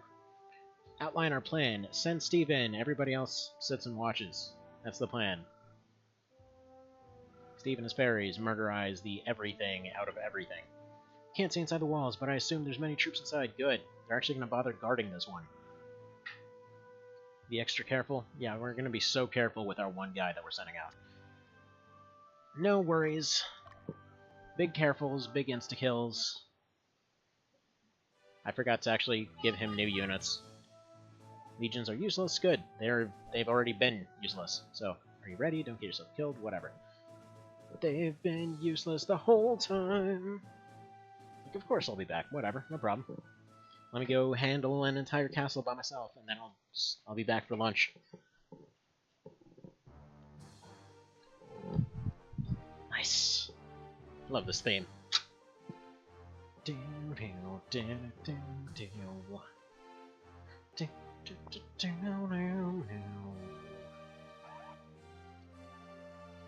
Not legions.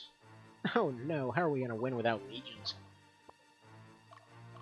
Such a massive threat. Yeah, I can't tell him to go back inside, so whatever. He's down a couple support fairies. Not the end of the world. So, apologies for that. I know, I need to have all them in there, but I forgot to do it. Let's go ahead and deploy everybody else. This still kind of vaguely sounds like it was inspired by Wind Beneath My Wings.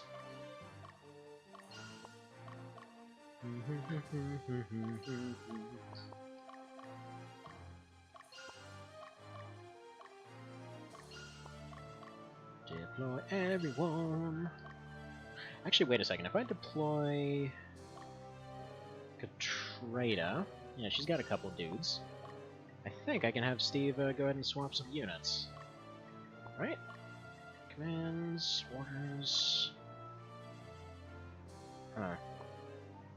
I could have sworn I could have them regroup to some degree. Or is that only sitting on top of the castle? Oh, whatever. Do it.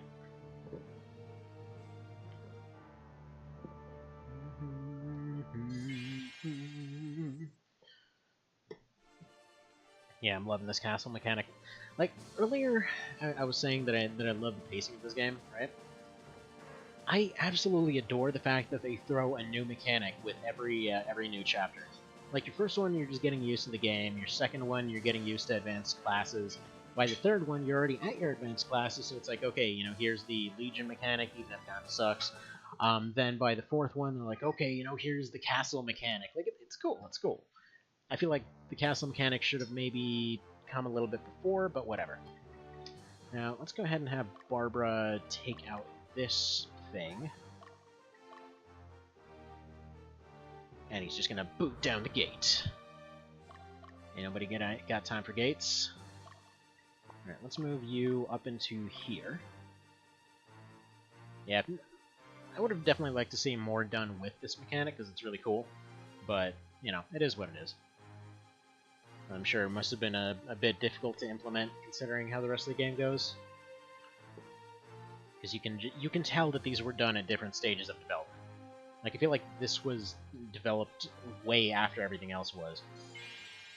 And maybe they actually did intend to throw it farther back, and presumably Legions came pretty late too.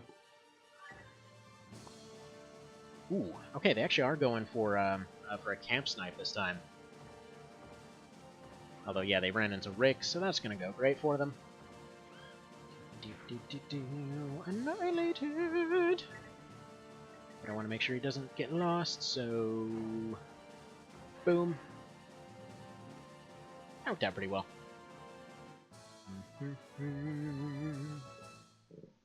And that's exactly what I wanted. So, provided we can still do training after this. Ice bandana, man, I want one of those. You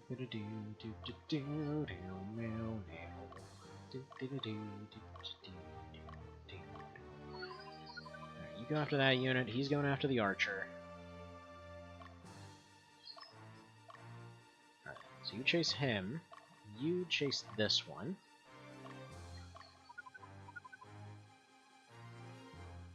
He actually probably will catch up to you, so maybe not? Oh well. What is this basic as hell team doing here? These guys belong in Chapter 2. These are just, they're not even upgraded Hawkmen. There's one upgraded Hawkman, 2 Gremlins. What is this? What is this joke? Get them out of here. There's nothing, man, they don't even have anyone left to defend their castle. See, I love when stories do this, though. When they actually admit, like, yeah, these guys are completely out of resources. They don't know what to do anymore. Actually, I think Vagrant's story did this super well. Because partway through the story, like, you've gone and just completely crushed all the bosses up to that point. Just completely going through swaths of their guys like nothing. And so they have one of the cutscenes there, and they're like, no, we're still gonna pull this off. And his second in command's like, dude, this guy is like as strong as a god. What do you want us to do here? It's like, we can do nothing. We're completely screwed. Like that cutscene is my single favorite moment of Vagrant's story. It's like the strong as a bloody titan, as they say it. Okay, so we got weird Cerberus pug. That's interesting. Also, it's kind of whatever. Right, what is that thing really? Like, I know I've been warned about some stuff that I'm supposed to be afraid of. I'm assuming Cerberus pug is one of them, but he's too adorable. It's too adorable, you know? Look at that thing. Like, oh, he's probably going to start shaking uncontrollably the second you pat one of its heads. Alright, which one are you? Are you the doggo one? No. I must see what this dog is. Jank? Is it Jank? No, it's not Jank. Roland, are you the doggo? Yes, you are doggo. What is that thing? Cerberus? Oh, yeah, that's Cerberus. The other one's the Hellhound. Gotcha. So, that's cool. Hellhounds evolve into friggin' Turbo Pug. Beautiful. Alright, so they got attacked from behind. Oh, wow, that doesn't even matter. Doesn't even kinda matter. He's got friggin' sword lasers, probably. Yeah, no. He just blows things away with evil lasers, as you do. Alright. Yeah, stuff might get loud in a second here, because they're vacuuming the hallway outside. Might call it a bit of a sucky occurrence. Har har. Those are just basic dragons. What are you doing with all this basic bullcrap, guys?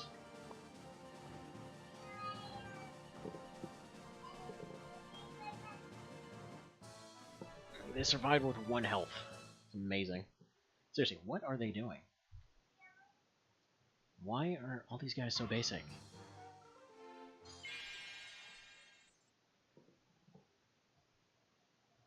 I mean, okay, these guys are advanced. Okay, sure. I'm gonna let him... Okay. Mostly take out the leader there. Got one Pendra left, so I'm gonna save it for the boss. Oof. Ouch. Actually, wait a minute. No, use that thing.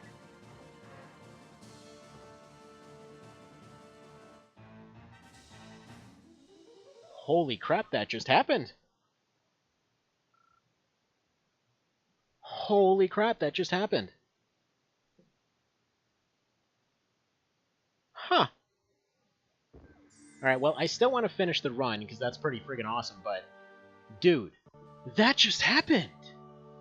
I'm legitimately impressed. I'm legitimately impressed that they have something like that. Alright, so... Let's go ahead...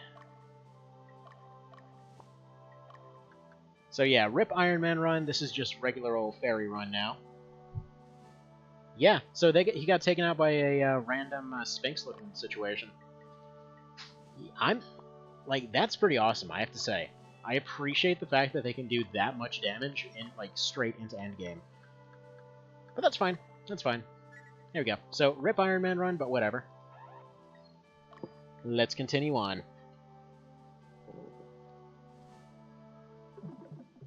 Let's do this thing.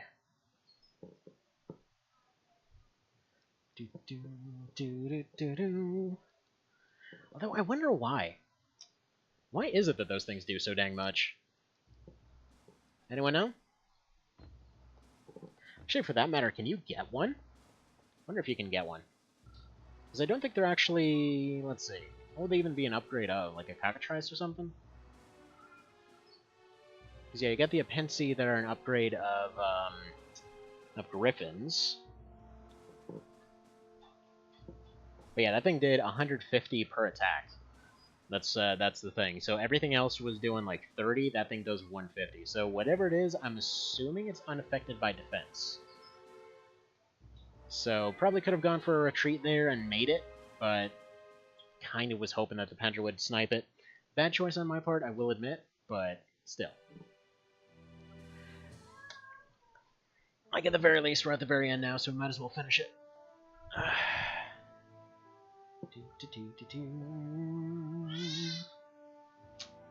That's a bummer.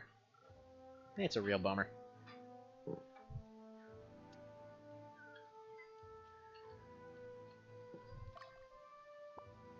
Okay. End briefing, please. Thank you.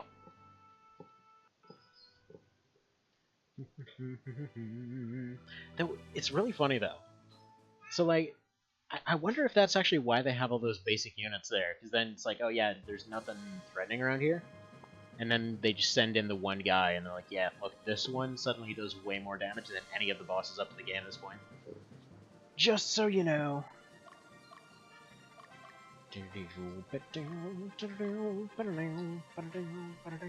Actually, wait a minute. It was using Dark Quest, so I wonder if Steve just has a massive weakness to it or something. Because that Dodora's thing... Yeah, actually I should probably check the stats on that now that I think about it. Let's see, upon a Google, you have to recruit them. They also do an attack that chooses the element you are weakest to, so it's an exploit. Gotcha. Okay, so hang on. Quick question, though. Is he just super weak to evil stuff? Is that...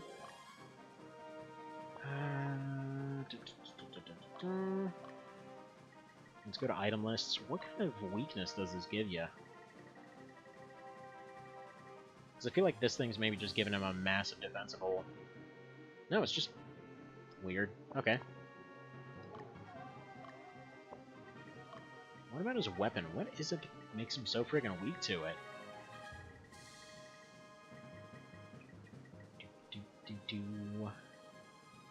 Huh. Okay, so this is just a big ol' heavy axe, and it's almost as strong as this thing.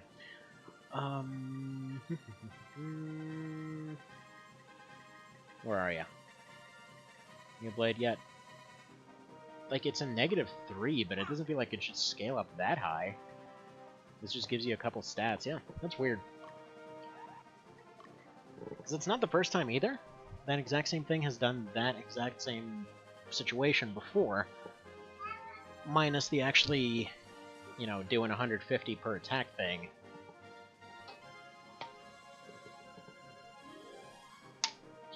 But oh well, that's perfectly fair, I guess. like, the way that I'm thinking about it is I wonder if it works like Fallout 3 Deathclaws or something like that, where they just completely ignore defense, or if they actually just end up hitting real hard. Because I wonder if they'll actually one-shot all the other teams or something. Because I think it's probably the first one. Like you said right there, it does choose the thing that you're weakest to, but he's got like -3. He doesn't have -100 or something. Like, that's pretty intensely up there. Again, not complaining. It's perfectly fair. It was a perfectly fair loss. Let's go use another Pendra here. Do all this kind of thing. I'm going to buy. Do do do do do do do do.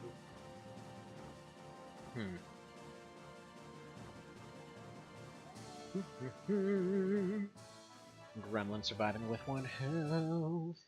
I think I'm gonna have to do a little bit of testing with that later.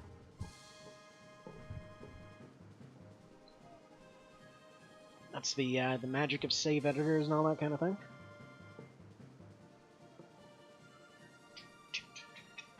Put her down, put her down, put her down, put her down.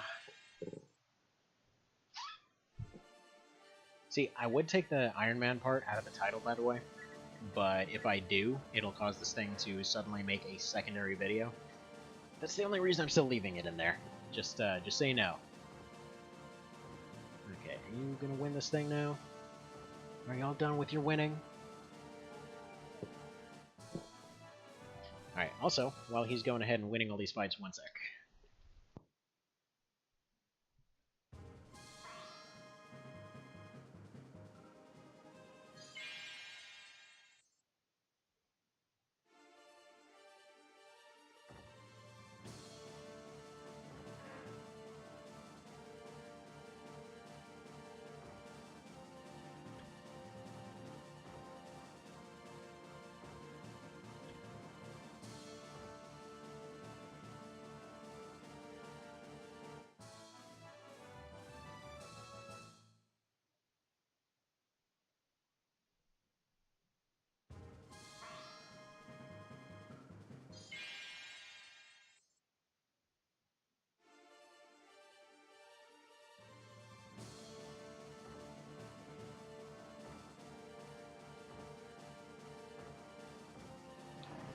Alright, and I'm back.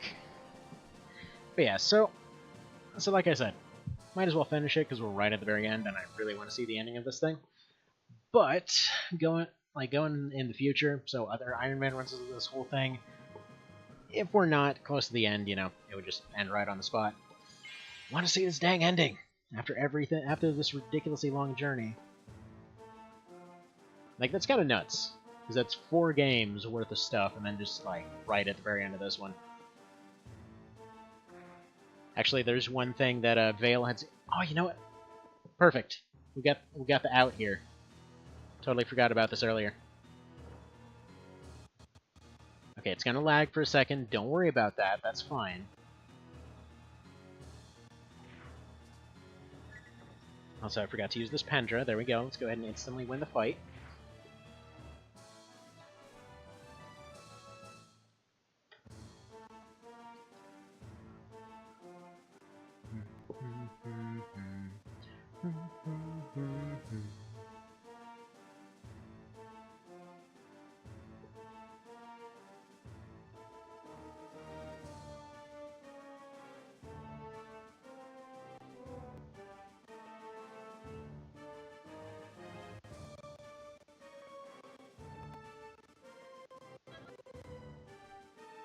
How exactly do I show this now is the question.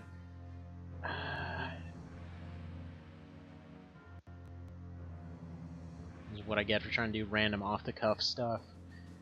Alright, let's go add a scene. And... there's window capture while it lags like crazy.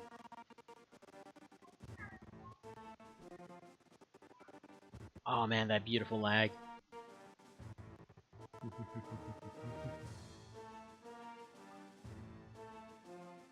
There we go.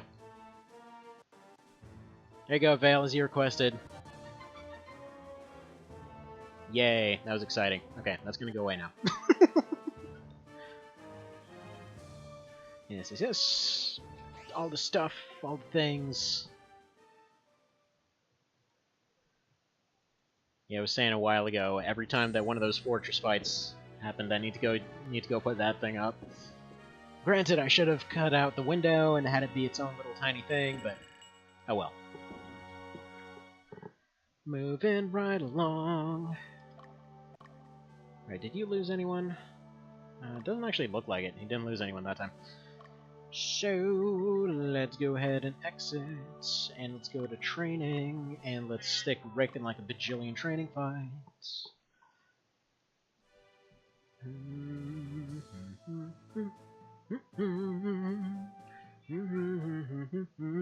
Can't help but notice that that Sword Master also has an Ogre Blade. How did that happen? Seriously, where did he find it? Actually, he's gonna lose this, interestingly enough. If he gets one more attack on... Yeah, no, he won't. Alright, that went well. Training, 100% successful. Don't worry about it. Alright, back to the ending then. Moving on to the next stage.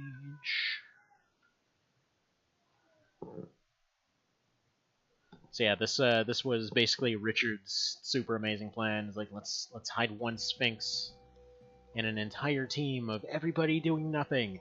This is the best way to possibly win. And so Baldwin walks away like, man, this plan's stupid. I don't know what to make of this whole thing. He's like, no, this plan's perfect, and then he actually succeeds.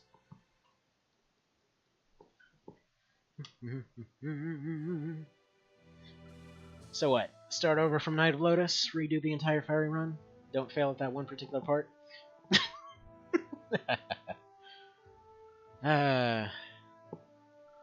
Who knows? Maybe someday. Maybe someday. I'm pretty much considering this a close enough, because I don't know... Like, whatever. If whatever happens at the ending, you know, we'll just continue on, but... You know. I think the run was still pretty interesting all the same. Though I really expected it to be ending in the Hanging Gardens from One Vision, because at that point, it was literally at a point where nobody could do any damage. But, yeah, that wasn't what did it.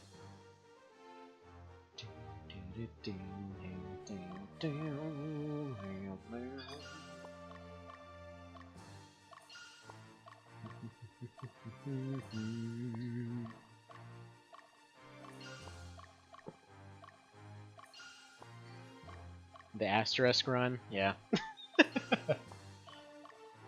It happens, it happens. Yeah, hopefully it was entertaining. Anyway, doesn't matter. It's not done yet. It's not over yet. We'll just assume in this timeline, Steve decided to just not give up at that point. He just wandered off. He had himself a healing pack. Or he figured out how to use them mid-fight. So yeah, he just went ahead and gave himself a healing pack, and that was kind of the end of that.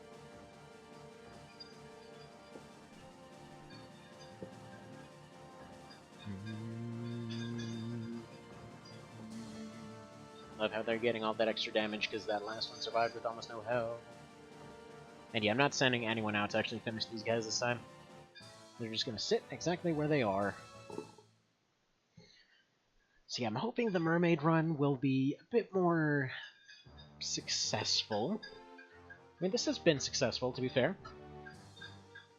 I'm assuming there's going to be a few more shenanigans needed for the mermaid run, because they are absolute hot garbage. But yeah, let's just go ahead and go for the door. Actually, yeah, let's go get revenge on that Sphinx. Sphinx revenge. See, Steve found the chariot turret in reverse time, keeping with a random cannon. I mean, he technically had it with him. He's had it with him the entire time, if you think about it. Because the story was, yeah, like, he was just some rando fairy running a pimp gang out of a church, and then basically, like, Lance showed up. He's like, hey, I need soldiers to go do this thing. So, they basically blackmailed him, so that they would, he would have to follow them. But they went along with his old plan there. They went ahead and liberated the whole island so they could have more income territories. Somehow got thrown into a weird hell portal. Wound up getting the chariot tarot throughout that whole stint in Luft for a while. Then from there, went ahead and just kind of went back in time further. Decided to go see how exactly they could handle a whole liberation type situation. It went okay. Could have gone better, but it went okay. So they got overthrown in that timeline. So technically speaking, according to the end credits, he would have died in that timeline too. But then he went ahead. Oof, get rocked. Okay, please fall asleep, or whatever. Perfect. Perfect. Anyway, so yeah, then he went to this one, and yeah, presumably he's got the ability to jump through time. Because they didn't explicitly show him die. All he did was kneel down and he's like, hey, you know what, I'm pretty sure I could do better than this. And then he did. And then he came back and he did better. So, mulligan? I don't know. Not actually a mulligan. I'm gonna have to change the title. Eventually, though. Leave it as it is for a second.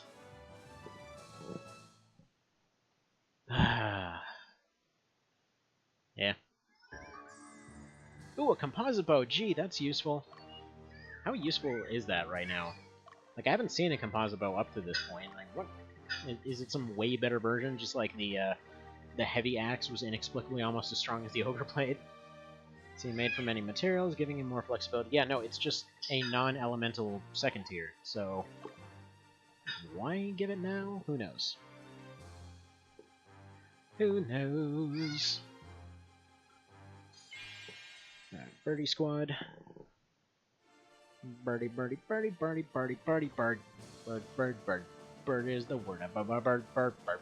Bird is the word. Bird, bird, bird, bird, bird. Bird is the word. Bird, bird, bird, bird, bird. Bird is the dead. Very dead. I will admit, though, I was really, really tempted going into this whole thing to just have, like, some Blind Guardian blasting throughout the entirety of this end part. Just because it seems really, really fitting after everything that's happened. Considering they literally have a song about a multi-dimensional time war. Man, their music is pretty darn amazing.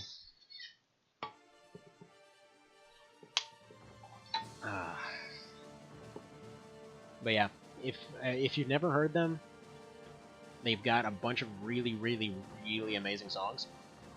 It's like more or less what would best be described as like folk metal, because it's like a bunch of old folk stories and, you know, fairy tales and legends and books and stuff, just made into orchestral metal songs.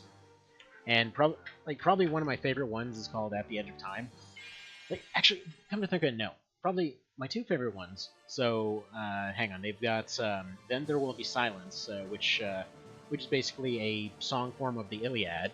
You've got "Fly," which is a metal song about Peter Pan of all things. You've got "At the Edge of Time," which is that, you know, multi-dimensional time war I was talking about. I think this is the squad that did them in last time. Why, hello there! Seems like we have unfinished business. No, it isn't. Well, poo. Whatever, get you vaporized. Goodbye, get out of here. He's withstanding earthquakes like nothing. And these are coming from like a dang dragon type, so you know they're probably really strong. It's probably even a ground type. Those dang Pokermans. Dang Pokermans. But yeah, so currently the big mysteries that I guess one of them has been solved. If Rakes shows up, I'm gonna have to ask him what the hell the deal is with the Sphinxes. That's who's over here, yeah? No, it isn't. So where do they come from? Is that them? Yeah, there's the Sphinx. So what is your deal? Like, they're 33. They've got a more than 20 level disadvantage. Like, there's no way they're that strong, you know? It's bizarre. Okay, Robins. Yeah, you don't even matter, but you are the ones with the cute pog. Alright, so for one thing, yeah, just go ahead and attack him directly. That's all I was waiting for, because I want to redo this fight in particular.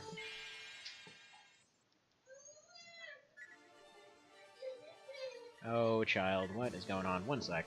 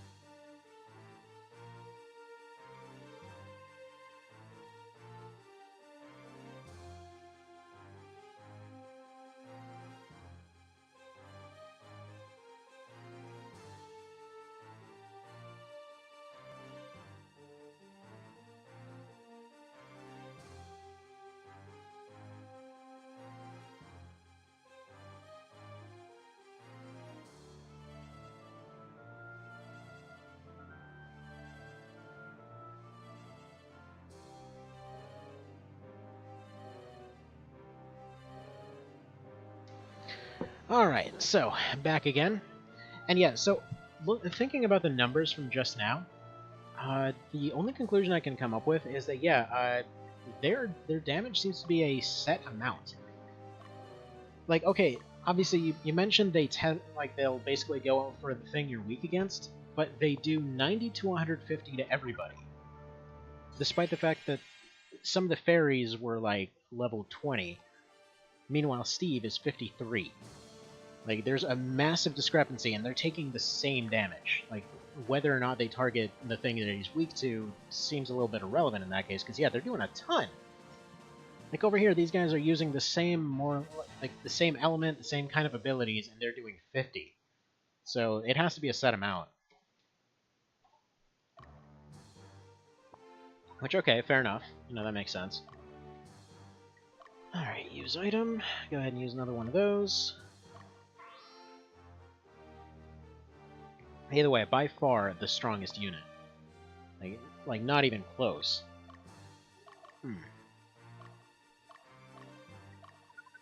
Friggin' Sphinxes, man. Friggin' Sphinxes. So, Mr. Cerebro, by chance, did you see what happened? Like, a little bit ago here. Because I don't actually know if you were around for that.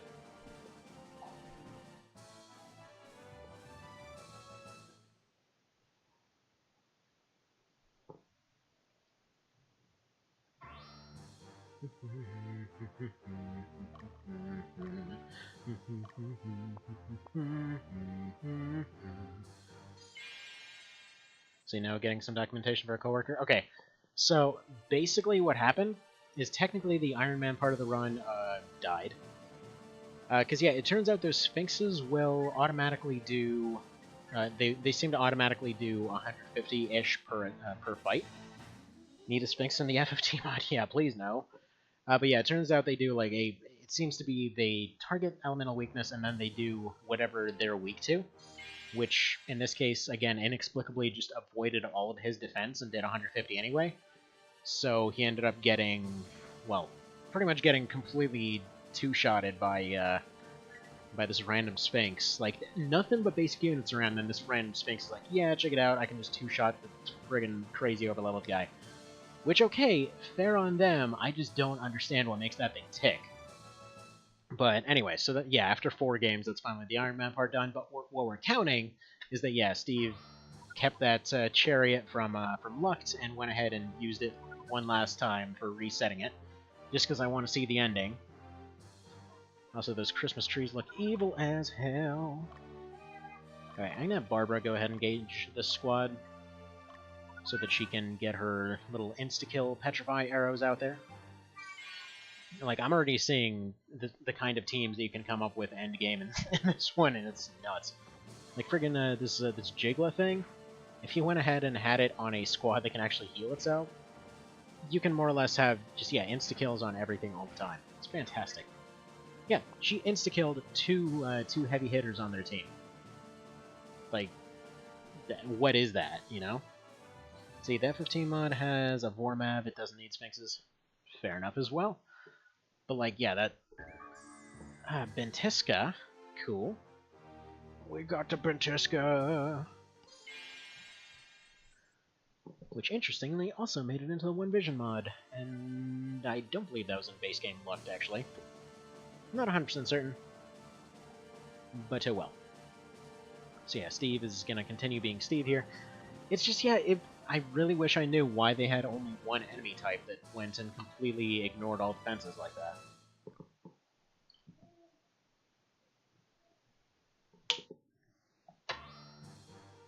Like, given the fact that they choose the opposite element that of whatever ends up getting used and all that, it's making me kind of wonder if it's actually even intentional. Like, I think the Sphinx is still alive here, yeah? Like, can I look at their stats? So, evocation, right. I think that's technically the same thing, I think that's technically the same thing Rick uses if he's on neutral element. Not sure. Also, it just occurred to me that, yeah, the chat is not showing up here. Why is that not showing up? Wish somebody would have told me this earlier. Here we go, chat box. Why are you not working? Sorry for the sudden lag there, but yeah.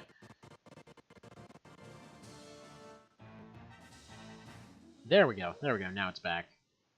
I had to go refresh it real quick. Let's see. Never beat FFT, but I own a PS1 Word Lines. Don't know why. It's a really good game.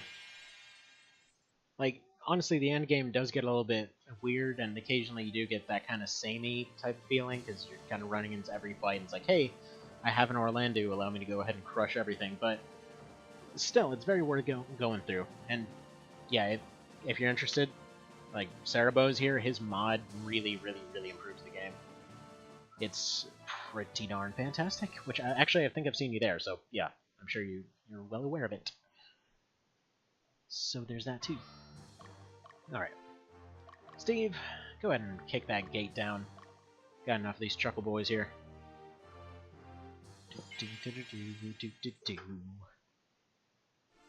Yeah, I can safely say the mod just basically improves everything about it.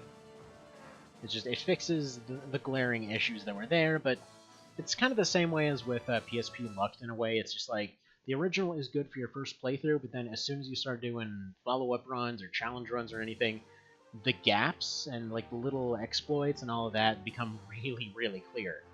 Like, when you don't know, it doesn't matter as much, but yeah. By the way, Chuckle Boy, guess what? I don't have any insta-kills for you, so... There we go, he's asleep. Whatever, that's fine. There, two-shotted him instead. Friggin' 2 XP from the thing that more or less wiped the floor with him. It's bizarre. I don't... Heaven's Doll. Interesting. Alright. Let's go take a look at that. Because I think I saw one of the random casters using that a while ago. What is Heaven's Doll? See, I have played it a lot, but could never get to the finish line. I think it's a timing thing. Very possible. Okay, that's... whatever. Alright, let's go ahead and exit the screen. Front row Sphinx only uses claws. Oh. Well, I mean, I guess there was no need to worry about it then. But yeah. I don't know. Like, I almost wonder if it's actually a bug. Like, maybe it's a bug with their attack ability or something. It's like, I'm not crazy on that, right? That does seem like a very odd thing. Like, to just have... Functionally, it feels like its place would be, like, let's say you've got Dragon Rage and Sonic Boom in Pokemon, right? Where you've got a couple moves that are really overpowered early on, but then kind of worthless later on, but their purpose is, like, it's just basically a counter to really high defense, really high resistance, like, specifically units that have low health, but ridiculously high defense. It's supposed to be a counter to that. And yeah, usually when they do those kinds of moves, like, as far as a balance thing, typically it's going to be something along the lines of, you know, they've got very low top damage. And 150 is enough to one-shot a good portion of my army, actually, so... again, just seems odd. Seems really out of place, but that's just my opinion. Again, not too upset about the loss, because made it this far. Like, honestly, making it this far through 4 games without a loss, I'll take it. I expected this to run its problems in the second game, so I'm okay with this. Though I will say runs in the future, I'm going to try to do in a chronological order. So I'm going to start with March of the Black Queen, then... Actually, no, I'm going to start with KOL, then March of the Black Queen, then Lucked, then this. So, go ahead and do it that way. Alright, pause please. Go ahead and attack this guy, because I think he's slightly closer. Excellent. Let's see, so... FF6, 1000 needles, guaranteed 1000 damage always. Not bad when we have 4000 plus HP, but mid-game it hurts. Yeah, like, very true, but... I mean, as far as I recall, in every FF game they've had that, but those cacti pretty much never show up until you can actually deal with them. Unless you're going for some really high-level area early on or something. Like, I remember they had 10,001 needles in FF8 from this random boss that you could get. That was one of the pieces they needed to get one of the ultimate weapons. And yeah, there was literally no possible way to survive that move. Which, okay, it's basically an end game. It's rather an end fight timer, more or less, than more than an actual, mechanic. But yeah, no, 1,000 needles has always been pretty iffy. Still though, like 150, I don't know. Because bear in mind, Steve's health right now should be about 250. So we're talking about a move that attacks twice and does a guaranteed, more or less, 60% health on your tanky units. Meaning that in theory, since it hits everybody, or near everybody, it's a massive AoE, it could theoretically wipe almost any squad without any trouble from one unit. Bear in mind, even the frankly over-leveled Lich that I have right now still can't do that reliably. So that's kind of where I'm saying that they're that it's feeling a little bit weird to have that there. I don't really know how I feel about it.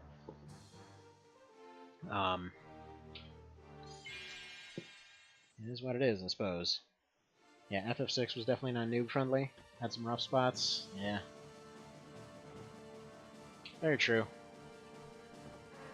I mean, FF occasionally just had that on purpose, though. Like, I kind of wonder how many people... Okay, I kind of wonder how many people, especially here, have gone through FF10 and tried to go back for the intro fish. Because they had an option at the very end of the game, like when you actually get your airship and you start going around and everything. They have the option, one of the options that's kind of at the top of the list, actually, is to go back to the very first ruins that you wash up on. And you can go back and fight the fish that completely kicked you in the face in the intro. The part that's kind of weird about it is that it's not specifically the fish. The boss itself, pretty reasonable boss. But that's where they stick the best version of the Malboro in the game. So at any point, there's a random encounter that gets attack initiative a good bit of the time. Like, unless you get a preemptive attack or whatever, it will instantly bad breath everybody, and your party's more or less screwed. Best case scenario, everybody gets out of it somehow and manages to escape. But I think it does, like... I think it's like 80% damage plus poison, darkness, confusion. Like, every single status effect in the game. It's like, what is this here for? This is just douchey. So you never thought you'd fare this well against the Order? You mean in that one Sphinx? I was like, yeah, I just went back in time. It's fine. It's cool. It's gonna start the Ogre battle, involve the entire world just so your goal can be attained. I mean, he really doesn't want to disappoint his boss. It's super hard if you aren't prepared. That fish is OP. I remember that being, I think it was like some kind of demi abuse you could do on that thing. Something like that. There was some weird move that doesn't seem terribly useful that I remember being like the trick to doing it. Spirit cannot be Fools ran because of their lineage, says a guy that probably got there because of his lineage.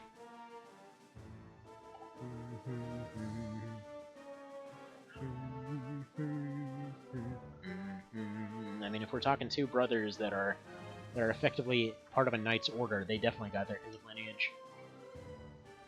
Also, you know this guy's serious because he didn't bring a fancy sword to the fight. So he also protects one of the best summons. Yeah, I think he protects the one that Seymour uses, if I recall correctly. So there we go. Gonna go, two-shot super boss as you do. Yeah, Super Dragons, defending what is likely one of the last bosses in the game. Still do 24 damage to him. Xian, no, not yet. No, because you have to have the brothers in the last fight. That's how this goes. You always need the duo. Well, except for March of the Black Queen, but they had the circus duo earlier. Let's see, the main annoyance from FFX was dodging lightning bolts. Oh my god, yeah. I tried that for like a week until I finally said, screw this. Okay, so we got the Erasean. Nifty. I guess he did have a fancy sword. It's like, hey. It's like, why are you still here? Like, we can be incompetent together.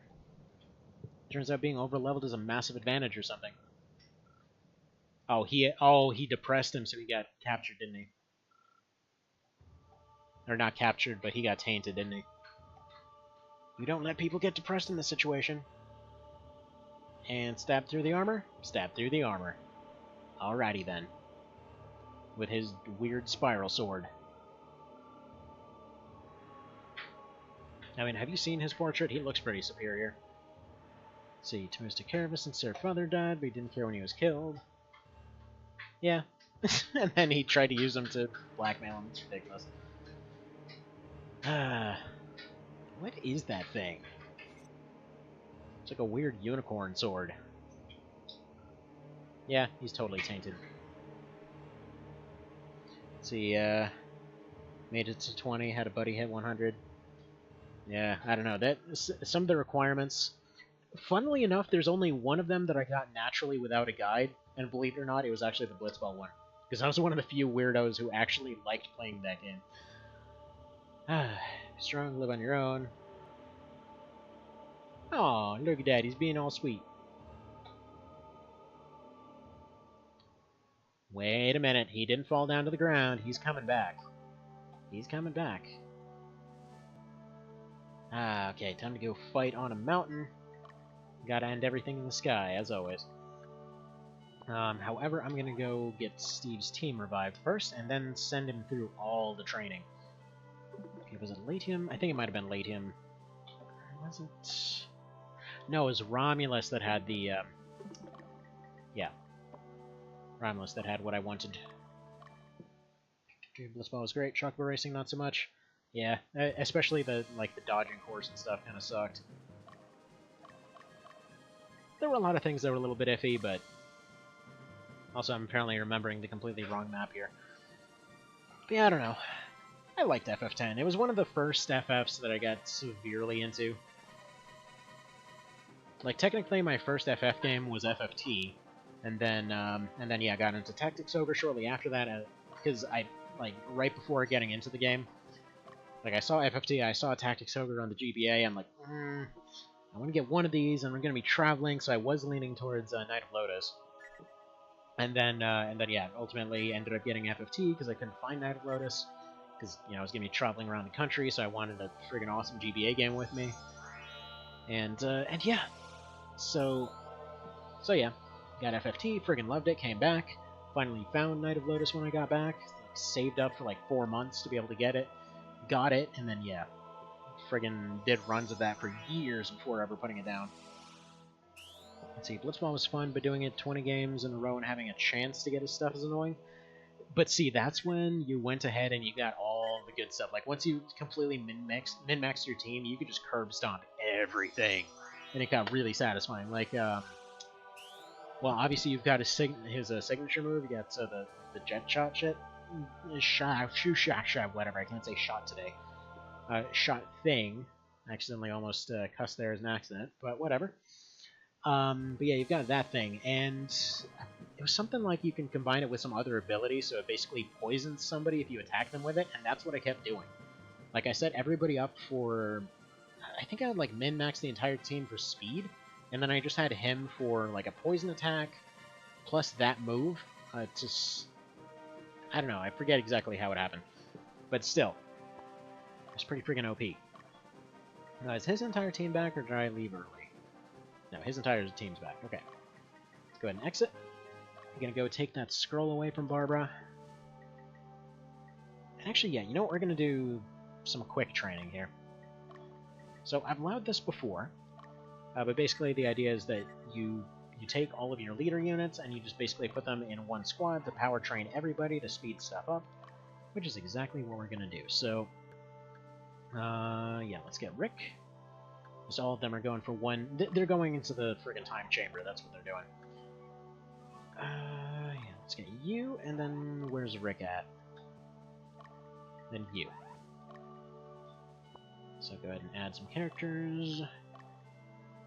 This is just to kind of show off just how good a proper endgame team can be. Alright, Rick the Lich, you go back here. Dio, you're actually going to be taking mid-row, and then we're going to have Troy here in the middle, or in the front.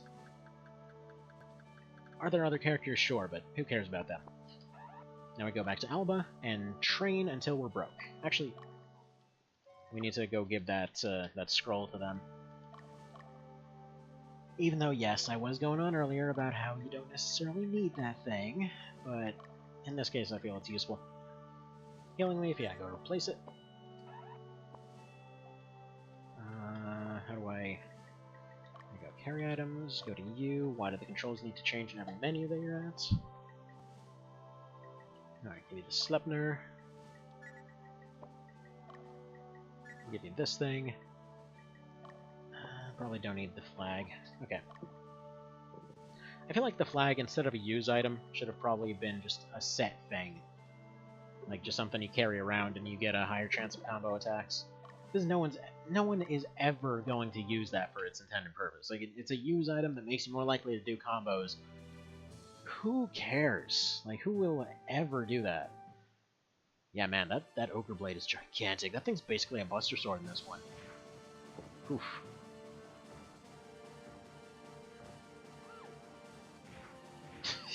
Whoa.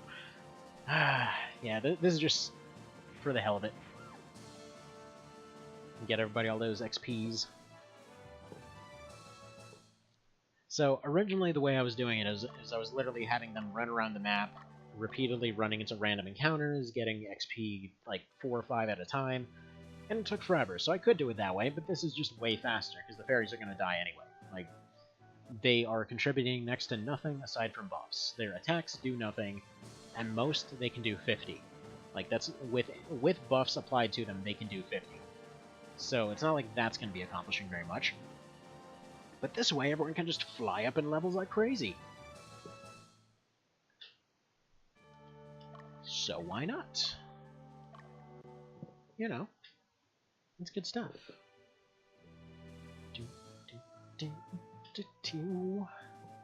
These early fights definitely should have given you less experience, but whatever.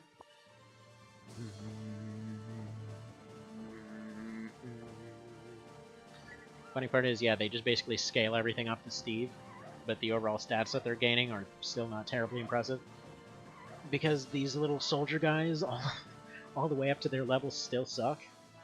So, I mean, they're getting experience as if they were like 10 to 20 levels higher. Doesn't matter. This is good balance. They can still do damage is the funny part. Like, I have seen them insta-crit some of the more advanced units, even as basic soldier guys. It's just unlikely.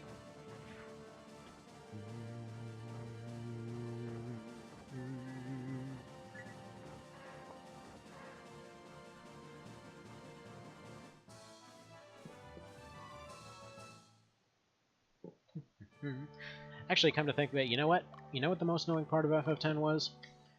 The lightning, sure. You know, sure, whatever. Going after all those random hidden bosses, whatever. At least there's a fight there.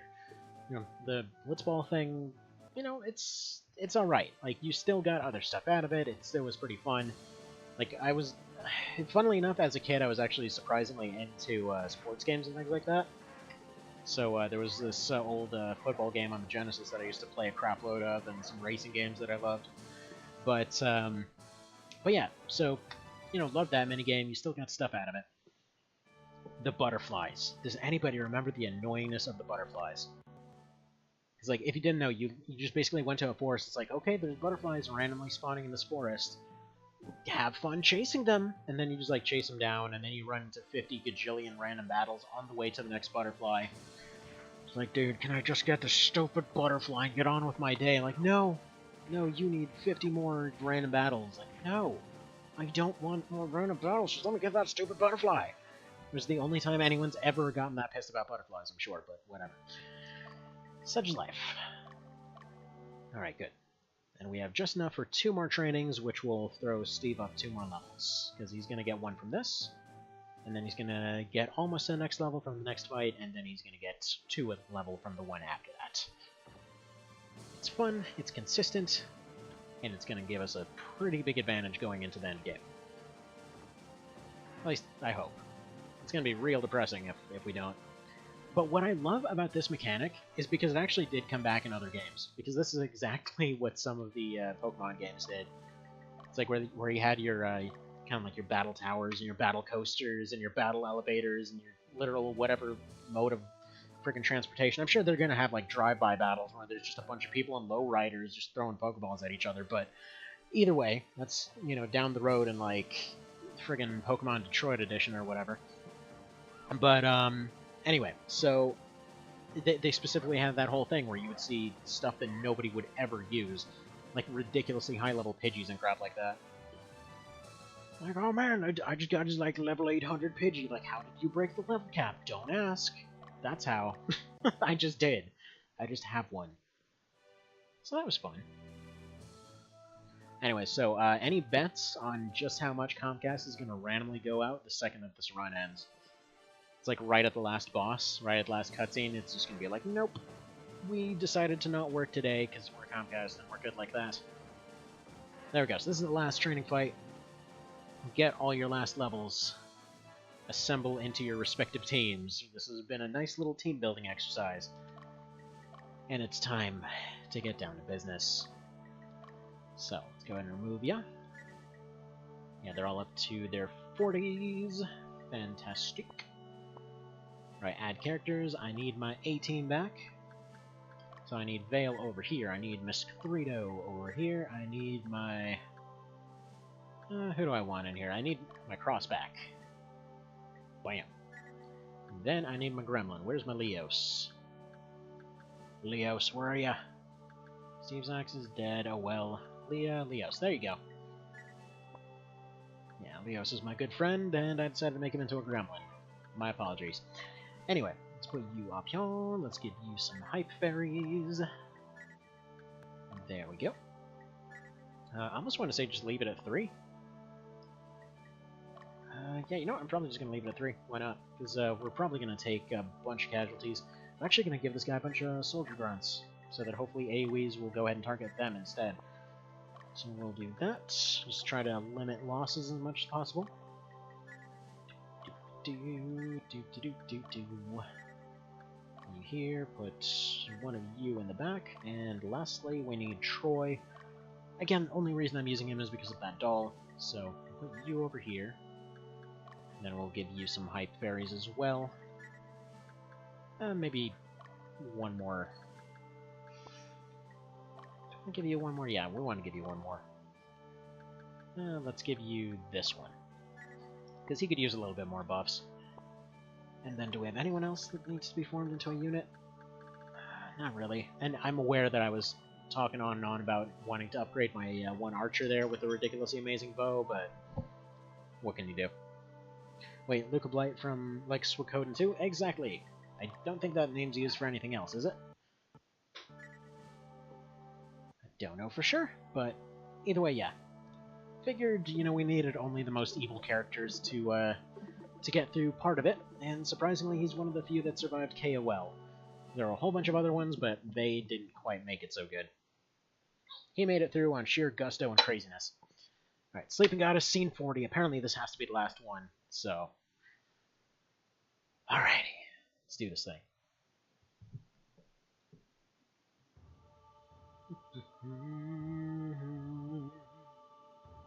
Alright, so he joined up in the... Oh, so he did make the deal after all.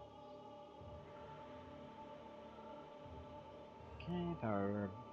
Yeah, you're crazy. You're totally gonna get eaten by this thing the second it opens. I really want to know what his sword is, though.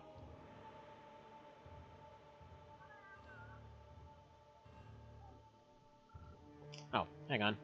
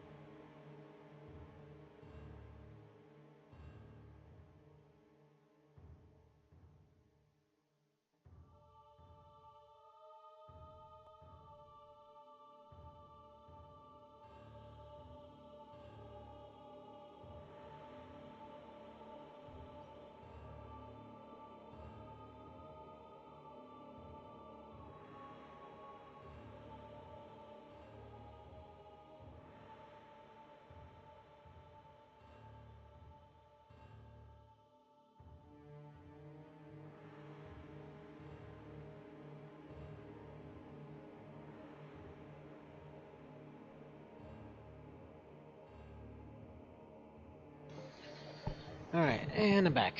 Let's see, don't know. Lugo was the best because he's downright evil. See, that's the cool thing too.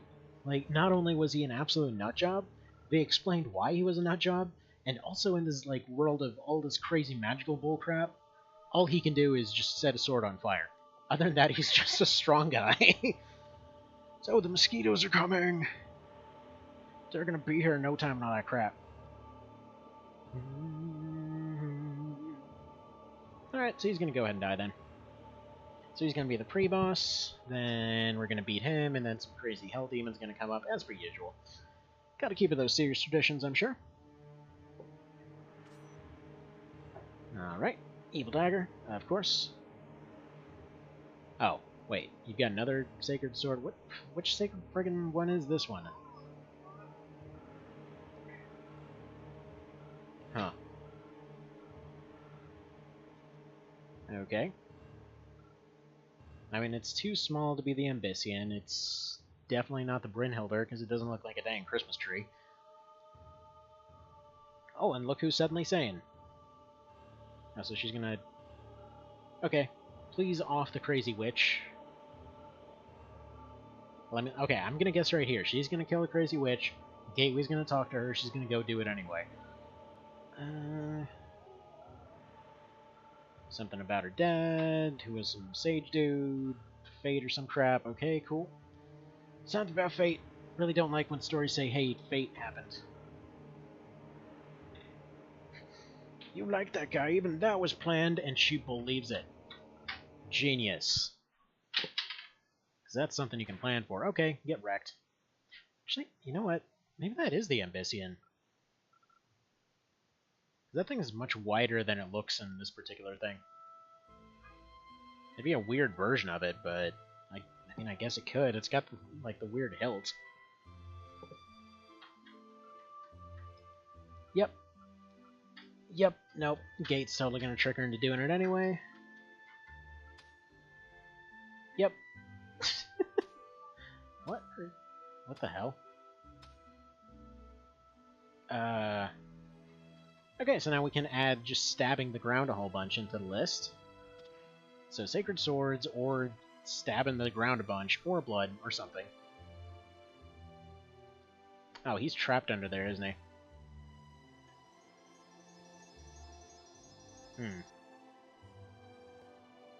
Okay. Thing just heals itself. Nifty. That's Danica Patrick, or what?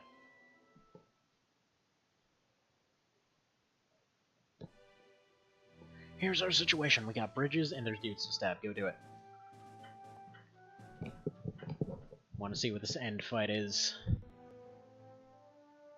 Stabby, stab, stab. Exactly. Okay, start this campaign in Marsunny. It's not really much of a campaign, more of a skirmish, really. Team march on the ruins of Kerneleth, 2 days, so 5 minutes. Capture that place and prevent Danica's resurrection, because we can't have NASCAR invading this place. That'll determine the future of the land. All we can do is fight the best we can, or we could just win it real good. As long as they don't have Sphinxes. I'm still kind of the opinion that Sphinxes are bugged. Because there's no way they'd have a squad that, like... Again, there's no way they can have one unit that can insta-kill any squad. I say this, and there's friggin' cockatrices, so... Who knows? Will this really be the last one? Probably.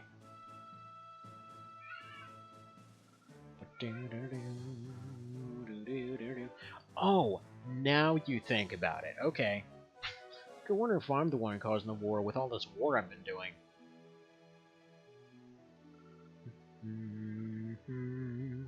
Considering that there's a hell invasion, nah, I think you probably did the best you could.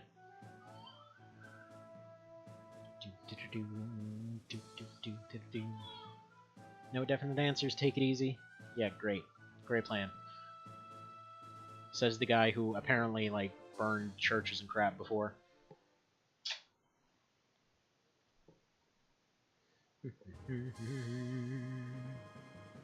Alright, so, standard plan. Send in Steve. Holy crap, it's actually a fight that doesn't start at 7 AM. What the hell? Alright, shop. Can buy claymores finally. And yeah, go ahead and buy a bunch of heal packs.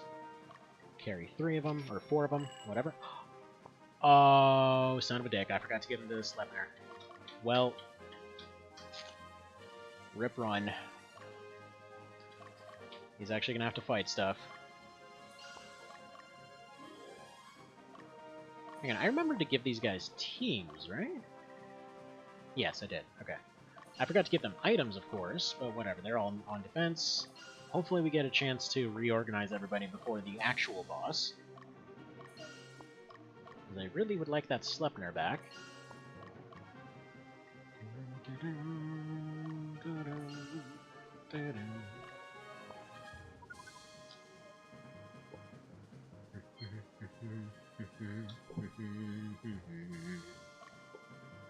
Alright, let's get Dio to take the first town. I'm gonna get probably Butson to take the second one. There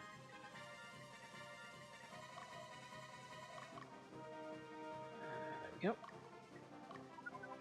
This is actually the same map as the Chicken Hell too. Maybe this is just the universal big scary map.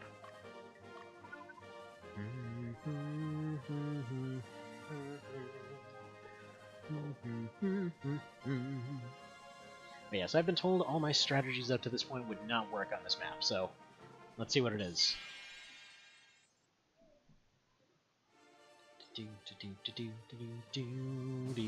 That's actually what led to the assumption, I think, of having infinite enemies.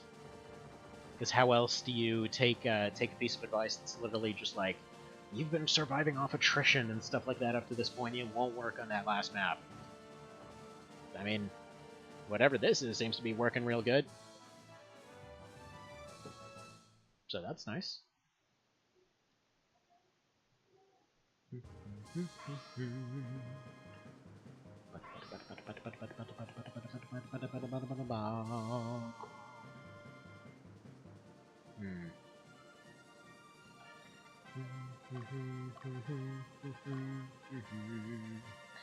Alright, you've just got ghosts. Nobody cares about no ghosts. What about you? Do you have a Sphinx? You don't have a Sphinx, so you don't matter.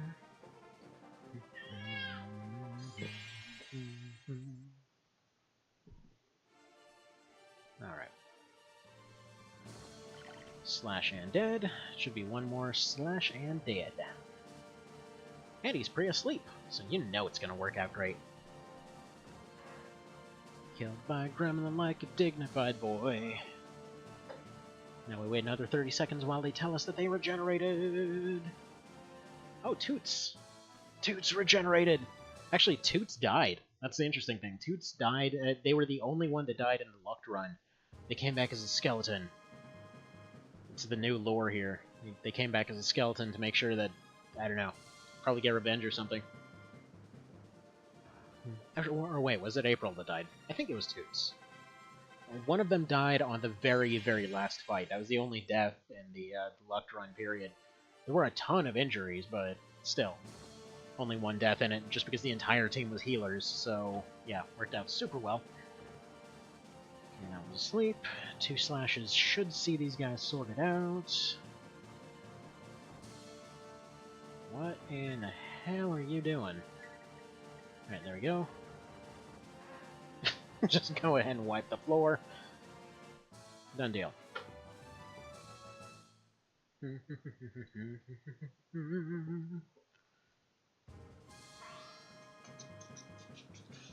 I can still send dudes. There's no guard here for some reason.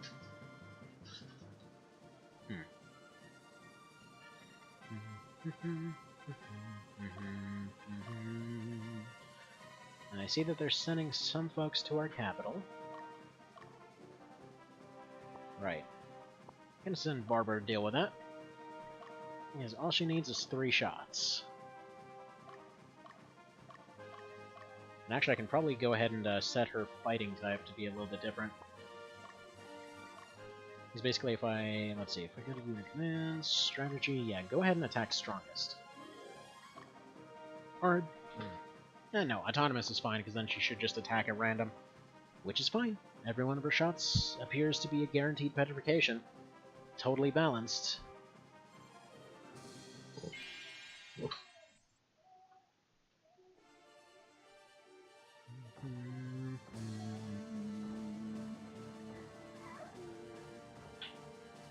Alright, how good is he post-training? Fantastic is how good he is. Alright, throw your second hit out there. Bam! Dead. Friggin' rocked! Ow. My voice just cracked like a dang teenager.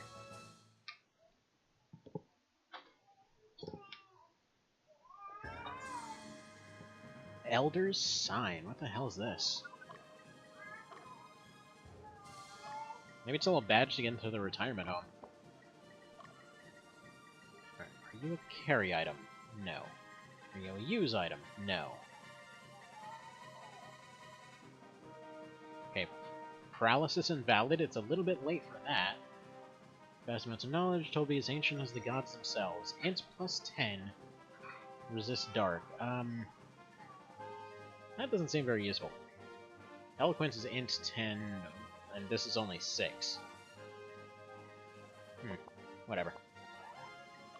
Virtue element, so maybe it boosts that, but I don't have anyone that uses it, so who gives a shiny crap? Maybe if you equip that and just neutral gear on a Lich, maybe they become a light caster? Only theory I can think of. Duh. Baby's over there playing with the puppy.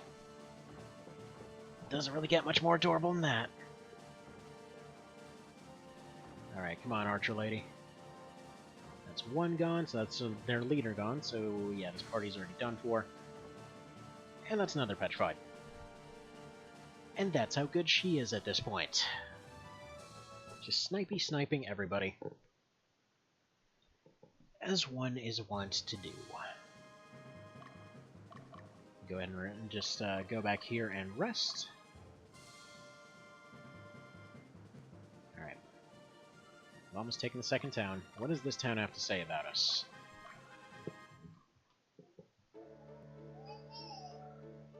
Remember now, these were called the Ruins of Danica. I heard she was entombed here.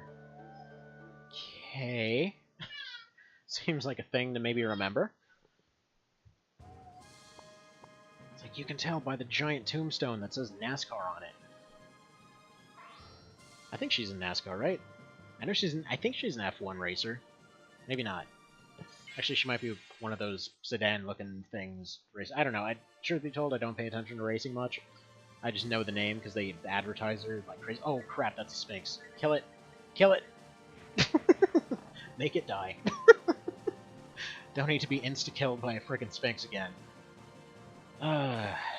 Okay, Hendra saved the day. But seriously, who balanced those things? Okay, Trelno, nobody gives a flying crap about that.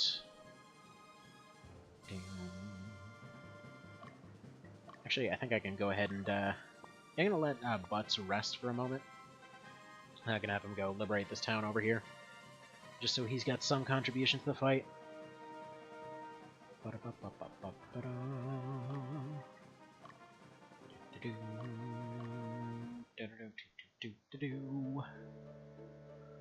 Gotta hear the story. Saw an old guy wearing some weird robes leading a little girl. She's not that little. She kind of looks like she's in her late, 30s or so.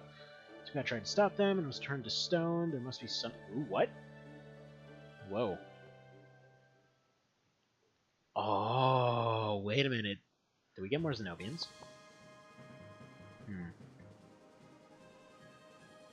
Weird. Okay. Actually, I'm gonna send Butts out to go save some towns then. Well, I mean, Steve's gonna go in and absolutely slaughter all the guards, but Butts is gonna go out there. He's gonna go friggin' walk into some towns because he's got a anti-petrification item on him, and that might potentially allow for another leader.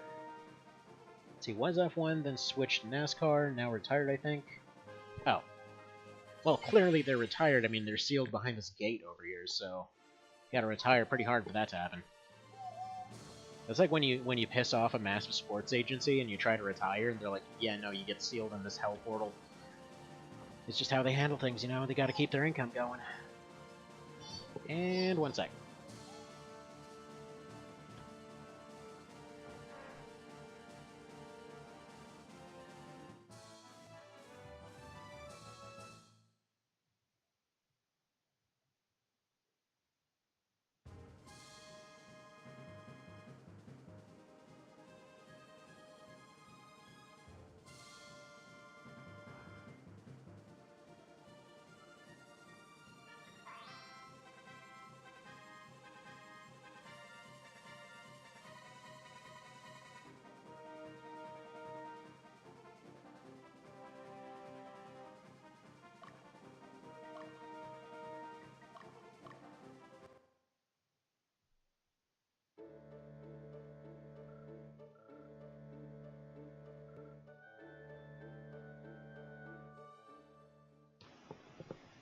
So do you think they're actually going and explaining all of these different things to every town that they stop by in?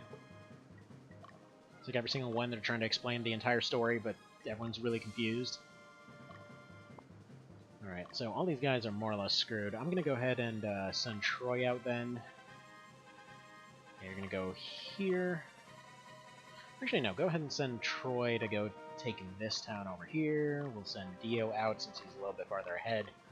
And he won't have to take a rest, so we'll send him out this way. Because I figure this might give us a little... Whoa. What? A witch? Really? This late in the game? Witch? Pumpkinheads? Goblins? What the hell? What have you guys been? Like, why are they breaking out all of the relatively unused, like, Mook units again? What's going on with that? Huh. I was in the fine print of her contract. Well, you know, you gotta make sure to read those things. You never know when they might lock you into a hell portal.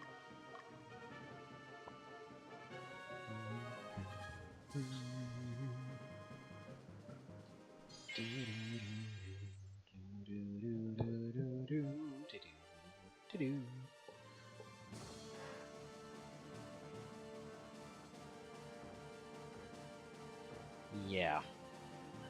Okay, then. See, in this case, yeah, it's percentage damage, so... You know, understandable. Like, he got hit for 187, but that's kind of what the move does. It's 50%. Then again with the Sphinx, okay, random thought here. I wonder if it's meant to be like a turnaround unit. Like, say if you have something that attacks for a certain percentage based off... Oh, well, after gladnesses she survived, what will they do? I know, we're working on it, little girl. Anyway, so, I wonder if it's like maybe they attack for, like, let's say 60% or whatever, or 50% or whatever, of your leader's max health towards the rest of the party. So, like, maybe if it's a turnaround for overpowered leader units or something. There's gotta be something to Sphinxes. Like, there's no way that they're that OP. There's no way. Like, the rest of the, like, okay, even Pumpkin Shower here, even that. Like, look at that. It's this massive power move that's pretty much underutilized, but still, it's there, and the few times you run into it, it devastates your entire party, but they can't finish units off. And, you know, they're meant to be comboed with something else. The Sphinx, so far, is the only example I've seen that's like, this will crush everything without question, so... I don't know. Maybe I'm looking way too much into this.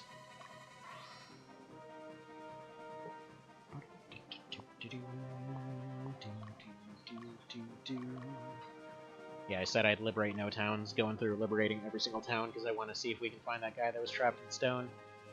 Oh! Somebody tried to do a thing? Oh.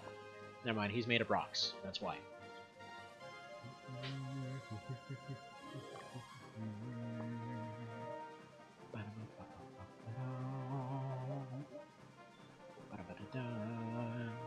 Here's me, I probably should have turned Vad into a fairy.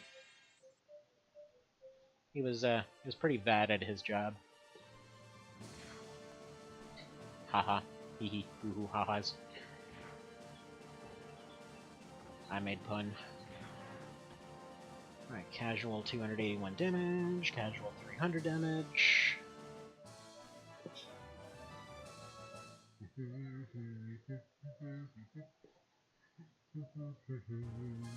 Like, I guarantee you, as soon as the video of this thing comes up, there'll just be a bunch of messages from Vale that are like, here's exactly why it was balanced this way, here's all the formulas. Also, you did it completely wrong, and they told you about it in these, like, 4 other places, and you should have known about it, kind of thing. It's like, you missed everything, God, how dare you. How could that be? Well, it appears you guys changed your religion while we were gone. Last time we were here, you had those earth things, I think. Now you've just got the lotus symbol. Guess they got converted to lotusism? Oh well. Go to this place. There's no one really here to contest it, so whatever. Alright, you go for cleanup. You also go for cleanup. What about that?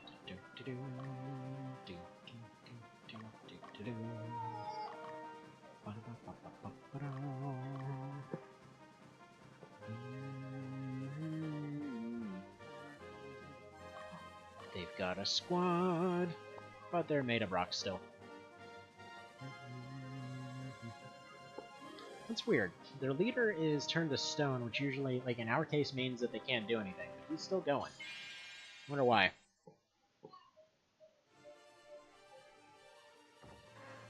Dead.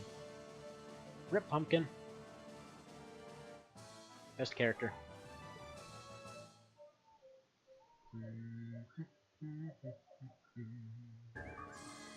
Ooh, Conflagrant Bow.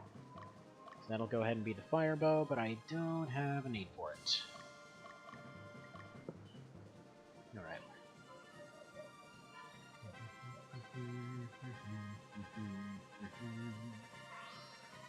Almost there. It's still hard to believe that this is the fastest setting that the game will run on.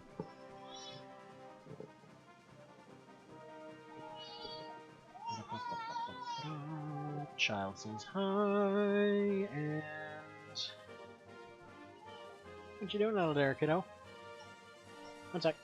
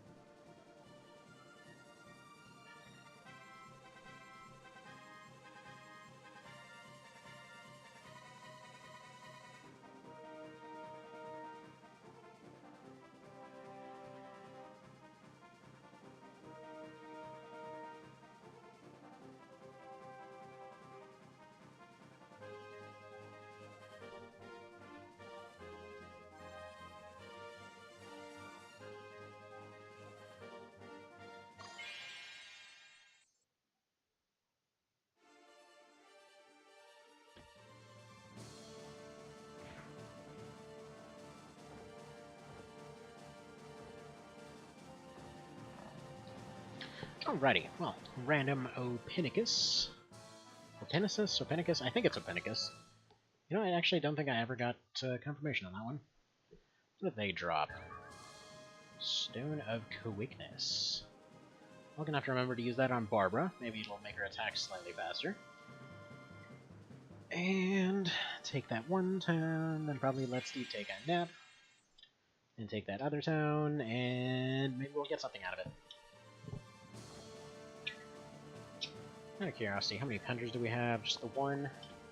So I wonder if Pendras are actually decided by how much damage you do, because it feels like they've charged so much faster this time. I could be wrong on that, but like we use them pretty early on, and they're almost already completely recharged. So, I don't know, just a thought. Just a thought. Right, so what's this town think of us? And then lastly, what's that last town think of us? Enter Stronghold.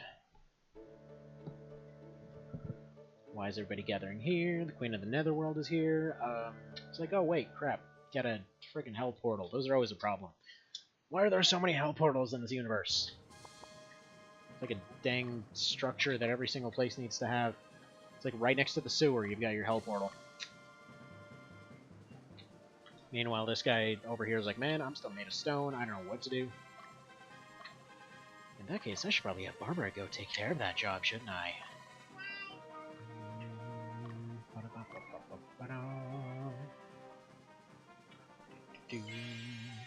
See, honestly, can't wait to get done with my Ogre Battle March of the Black Queen playthrough. It's sadly starting to get boring. Out of curiosity, which version are you playing? It's like, yeah, March of the Black Queen definitely has that issue where, like, especially if you end up taking all the fights, they expect you to kind of, I guess, skip a lot of them partway through. But yeah, it definitely gets to that point where suddenly stuff's a little bit iffy.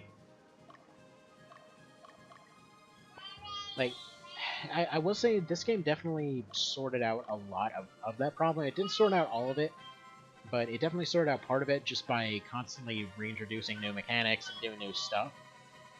You know, kind of taking the story in different directions, pretty much having new types of units all throughout it, but, I mean, so far I'd say Chapter 4 was probably one of the weaker ones, because there really haven't been that many new challenges. Like, the siege mechanic is really cool, but, you know, either way.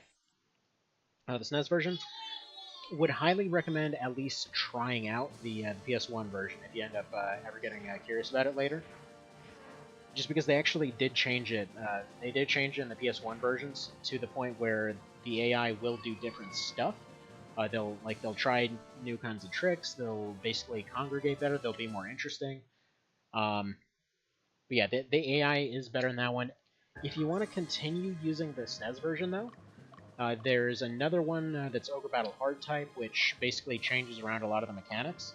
And once again, it just makes it more interesting. It's way harder to get a good ending on that one, though, I'll tell you that much. Because actually getting your units revived is very, very difficult. The AI also has a little bit of a hard time doing it. So it's a bit more like OB64 in that regard, where deaths are far more permanent.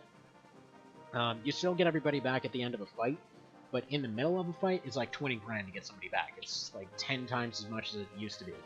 So, either way, definitely makes it so you can't just spam the same power units over and over. Alright. I don't know why all my guys started saying that they were itching for action all of a sudden. Feels like a very ultimate class kind of thing to say, so maybe that's what that is. This / yeah, they're not going to be able to win this. Like, he might win on damage, but still, he's not going to be able to make any meaningful pushes into the capital. But yeah, there's just a lot of little changes about the PS1 version that are just nicer.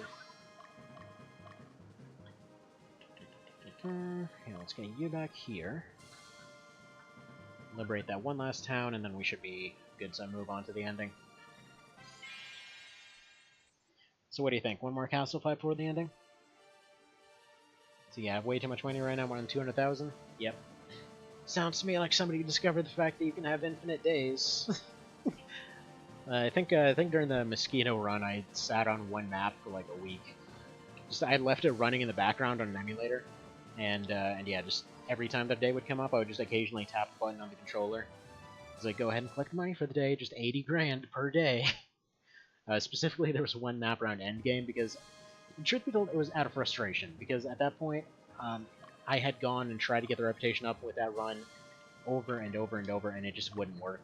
Like I got the reputation up like a quarter of the way, and then all of a sudden, like 4 draws of reputation down cards. It's like, screw it. Okay, so we didn't find any hidden folks anywhere, unfortunately.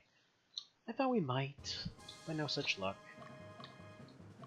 I have to show up there on any given Tuesday, but only if it's on a leap year or something. Right, I'm gonna let him recharge for a second.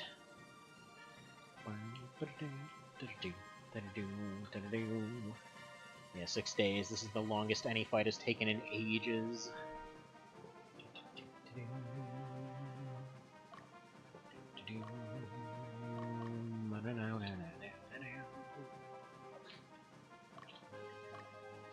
Yeah, I should probably mention, though, that whole infinite money thing. The reason that I was doing it is because I had, there's one of the random items you can get called Anywhere Jack. That's just basically this merchant that pops up out of nowhere, and he'll let you buy, like, you basically can just dump money into stats using the guy. So what I did was I just really overpowered the main character. Stupid part is, I kind of went ahead and accidentally pushed the button to use the guy well before I actually had infinite money, so while the plan was to give him infinite intelligence, and he wound up getting like +8 instead. I mean, it was still something, it's just, it could have been way better. Anyway, hang on, I'm gonna be right back. Give me a sec.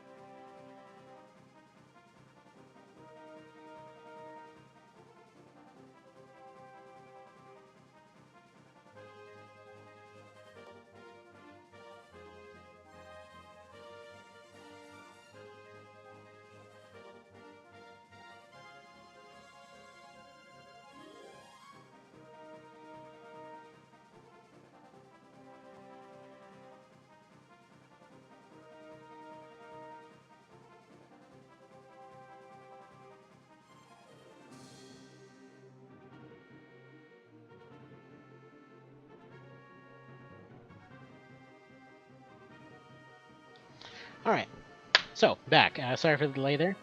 So, Ogre battle usually lasts me 2 to 3 hours, or one battle lasts you 2 to 3 hours, but slow and cautious. Other Ogre battles have day limits. Technically, it doesn't have a day limit. Like, I've had fights go, like, a couple months in game time. Technically speaking, Steve is currently 100 years old. But, ooh. How hard are you gonna get wrecked? Why do you keep interfering? Because that's what mosquitoes do. That's why. They can't have NASCAR coming back, but anyway. He'll kill a god? Jeez. Well, I mean, you're basically already trying to kill one, but apparently the only thing he can die to is a Sphinx, so... there's that too. But yeah, no, as far as day limits go, there's technically day limits in the siege battles in this game, but honestly, the time limit is so friggin' forgiving, I've never even seen it tick down. Anyway. What the hell? He's gonna become a god, but he's also gonna kill a god, and he also is a god, but he's also not a... What the hell is this guy? He just wants to be the everything. But for once, they figure out, hey, let's put our leader behind a wall. Also, friggin' rip. Man, what a fight. Big challenge. Alright. Ultimate power. No, the ultimate power is the Pendras. They are very much the ultimate power, and yeah, this guy has got plot teleportation for days. What's there? Ultimate power. Yeah, no, she died.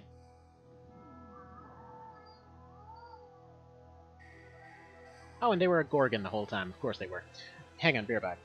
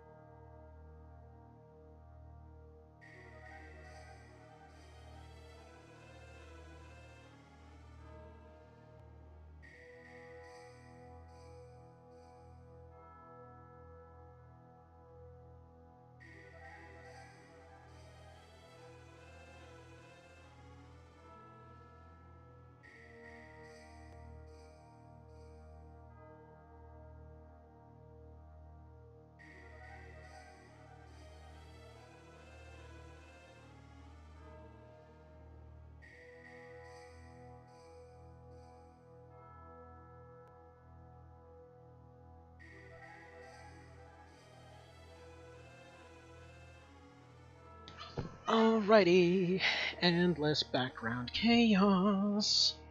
Oh. Well then, that seems like the first thing you should have noticed. Armor powers, man! Whoa. I mean, she doesn't die so good, you already know this. Wait, did she actually die for once? She actually died that time! Go figure. You know, I'm just gonna go ahead and spout some clearly untrue bullcrap right in your face. Please tell me she falls for that. Nope. Divine Wrecked. Cool. Wait a minute, what about me? Can I just tell you to go back to sleep? It's still nap time?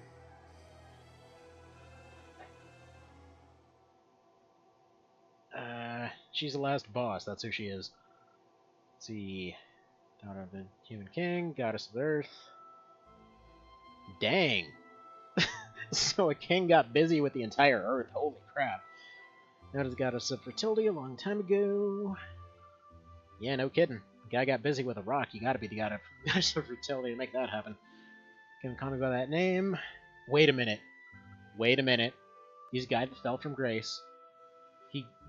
Dude got busy with a rock? Is Hugo her dad? He got busy with a bridge? Dude went around fondling so many bridges he somehow got one pregnant. Made a god happen. Why not? Let's see, thought now. Well, unless another knows you, that's why you haven't gotten insta-plot killed like everybody else. I'll start with a mistake. Oh boy. Another person asleep. See, so she can't succumb to the thingy. So separate from body, went into a deep slumber. As long as people did not want me to return as a god. Weird. And yet nobody wanted her to do that up to this point?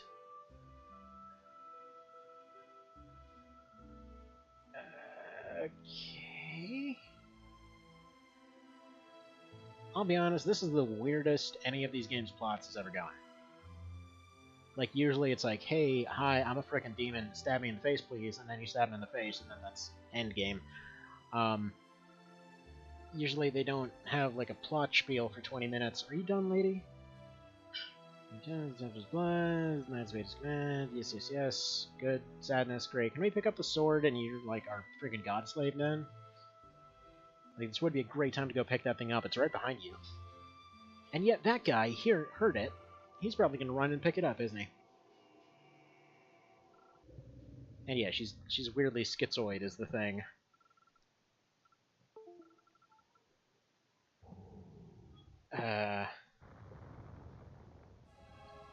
Oh, never mind. She became evil.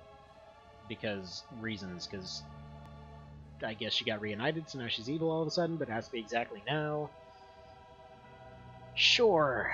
Still makes more sense than most Final Fantasy plots, but still, what the hell?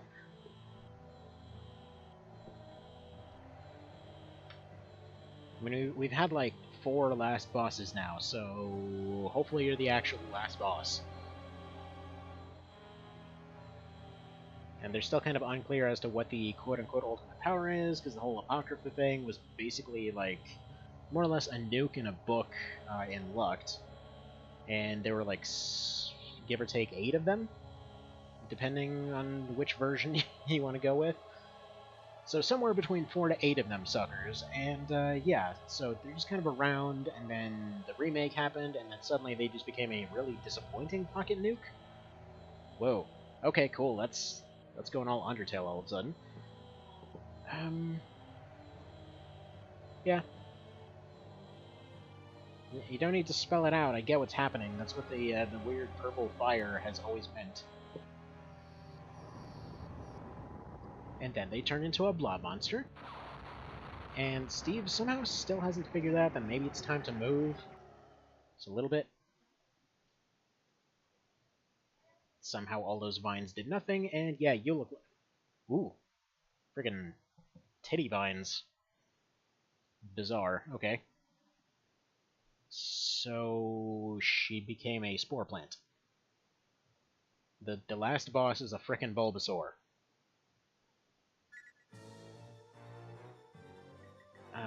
Interesting. Burn it. We're just gonna friggin' one-round the boss. Yeah, I guess we should probably turn on animations for this, huh? That's what Rotten Breath looks like. Yeah, see, even the final boss does, like, nothing. There we go. Kill it with balls. Sweet boss. Sweet boss. And I think, actually, Vin, I think you actually survived last fight. Congratulations. Vin, or Vale, or Seraphim, whatever you want to go by. Whoa, hello. That was a cool overworld sprite change that we didn't get to see before. Or overworld map change.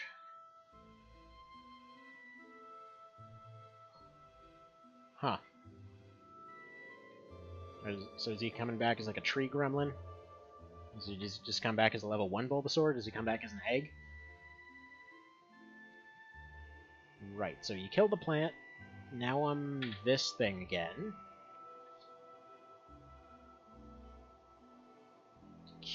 Okay.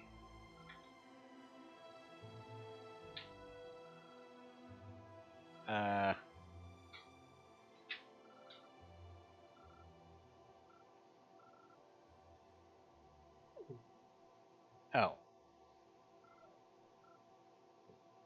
Yeah, I'll be honest, this is reaching pretty far up there.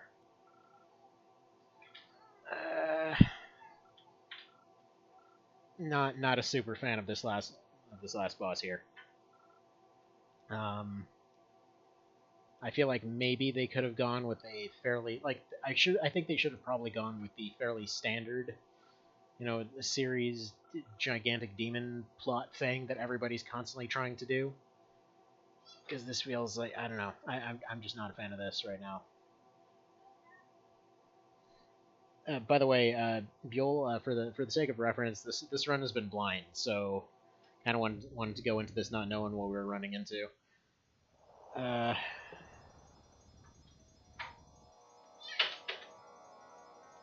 Okay, so turns into a plant and implodes. Cool.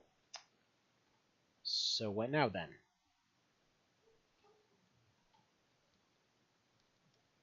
Guess that's just kind of the end of Steve's journey then. Kind of. There's technically one last part to the ferry run.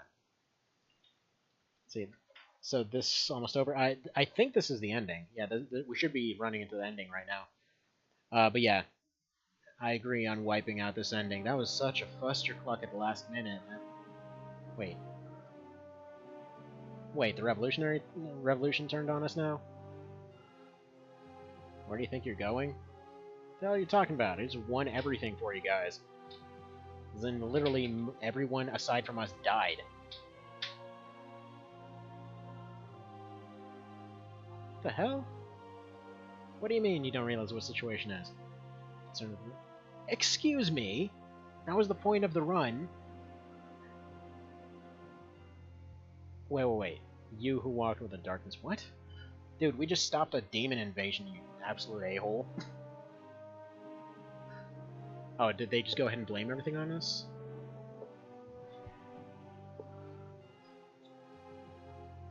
Oh, so they think he was controlled or something?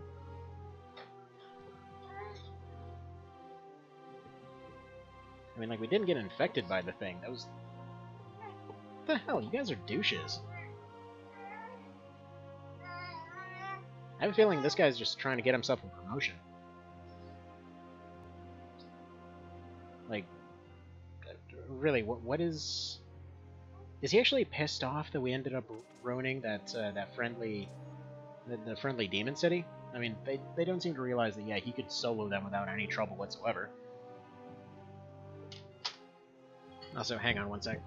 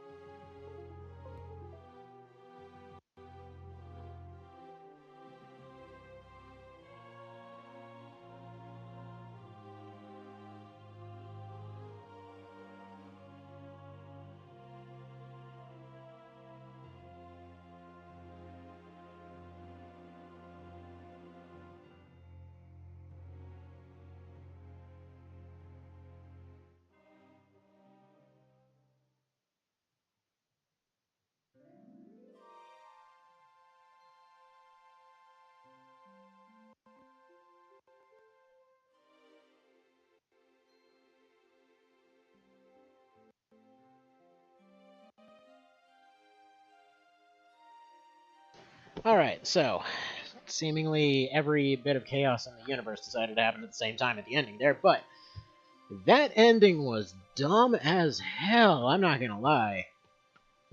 Like, man, the series has had some weird alternate endings in the past.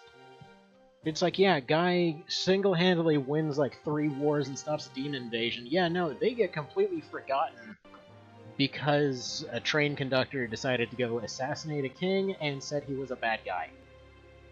Despite the fact that they were allies, like, literally up to that point. Like, I'm sure our reputation couldn't have been that bad. Like, they basically treated him as a good guy up until the very end, and they're like, oh man, you fought the last boss, you must be evil now. How dare you shank that giant friggin' Bulbasaur-looking thing. Yeah, I love this game. Loved so much of it. Hate that ending. Not a big fan of the menus, but other than that, love it. Also, these graphical glitches are amazing. Anyway, yeah. What is that ending? What is that friggin' ending?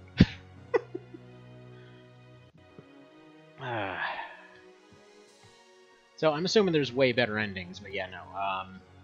That has to be the hands down worst ones. Also, that guy. I think he was in March of the Black Queen. Mr. Oh No. Yeah, and all chaos is breaking loose back here, so I'm probably gonna have to go mute it for a sec to finish up everybody's lunch. But oh yeah, go ahead and send the video thing. Yeah, and I'll be back in like probably like 5 minutes here. I'm gonna let these credits run. Gonna see if there's any rating afterwards because I want to see what the actual chaos frame was. Because I'm sure it must have been like 30, 40 at worst. We couldn't be all the way at the bottom. But, oh well. Anyway, so be right back. Be right back.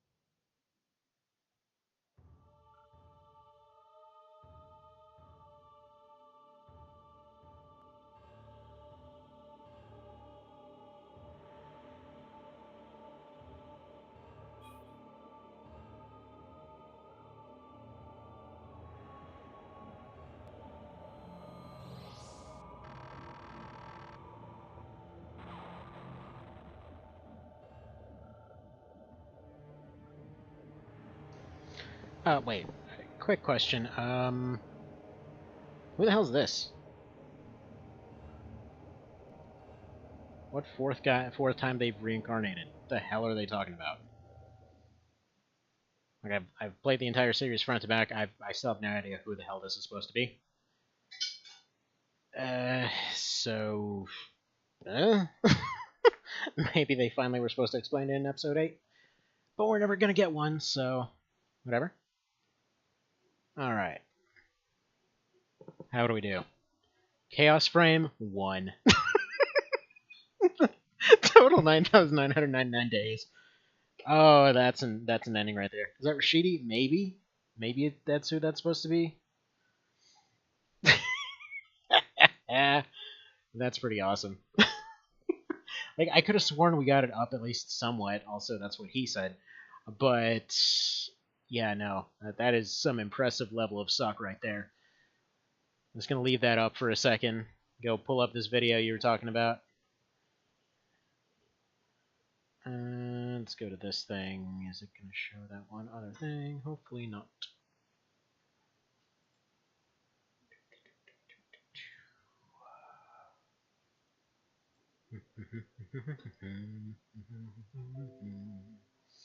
Alright, let's remove that real quick. And let's go to this Discord thing. And is there audio that I should be worried about cutting down or muting or anything there, Mr. Cerebell?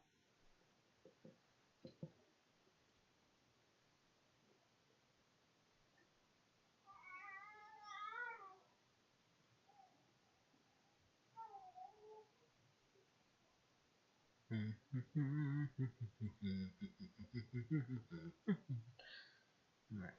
326. Go ahead and make this window a little bit smaller so that it shows up properly. Alright, let's take a sneak peek into stuff and such over here.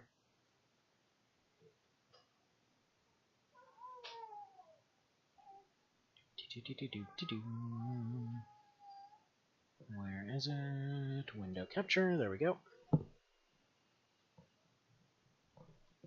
Child's getting all excited off in the background, playing with the dog. Alright, there we go.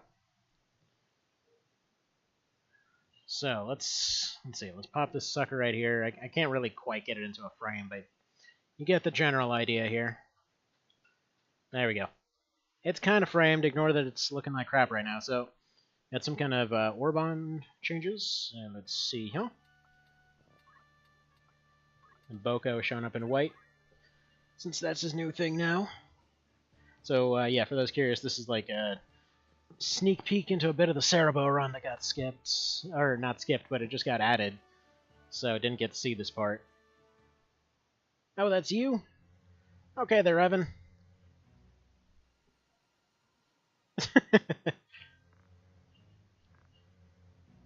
Alright, so, looking about the same. I think, is the sage a different color?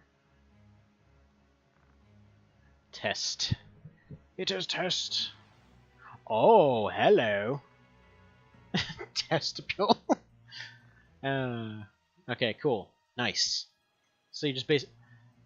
Very nice, very nice.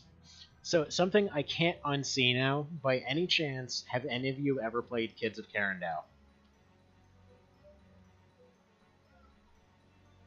Like, it was this old DOS RPG that it basically was like South Park Stick of Truth, except before, kind of before it happened, obviously. Because this was like way back in the 90s kind of thing. But yeah, it was like this old DOS RPG or whatever, and I kid you not. So I actually was doing a run of it like 4 or 5 years ago, something like that. And yeah, he was specifically the main character looks so much like the female Dark Knight sprite. Like, it's not even funny. It looks so much like that. But yeah, if you've ever played that game, Elmo, that's what he looks like. Also, funnily enough, I still have the command up to go raid that one guy from yesterday if he's still doing stuff. So yeah, gonna be ending it pretty soon here, so if you guys have a recommendation to do the raidy thing, please go ahead and tell me. And I will go ahead and do so, because, I mean, definitely not just can't be bothered to go look one up. Could do somebody random. Definitely could. So yeah, no one's played Kids of Karendao at all? I mean, it's very nice to have them coming in as a bit of a helper here. And it's nice to see that Darai actually gets mentioned as helping somebody for once. Because yeah, he keeps going on like, oh man, we'll totally help you so much, you guys. And then he just never helps you. It's like, you've got allies, and you think they're going to do this whole team-up thing. Hang on, he's playing Fallout 2 right now? Very nice. That's that Missenia Shade, or what's his face? Holy crapaholic, what the hell just happened there? What was that move?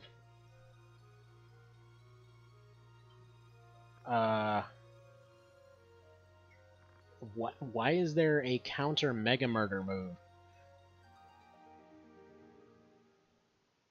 Anyone? Anyone? Anyone? It's like counter nuke.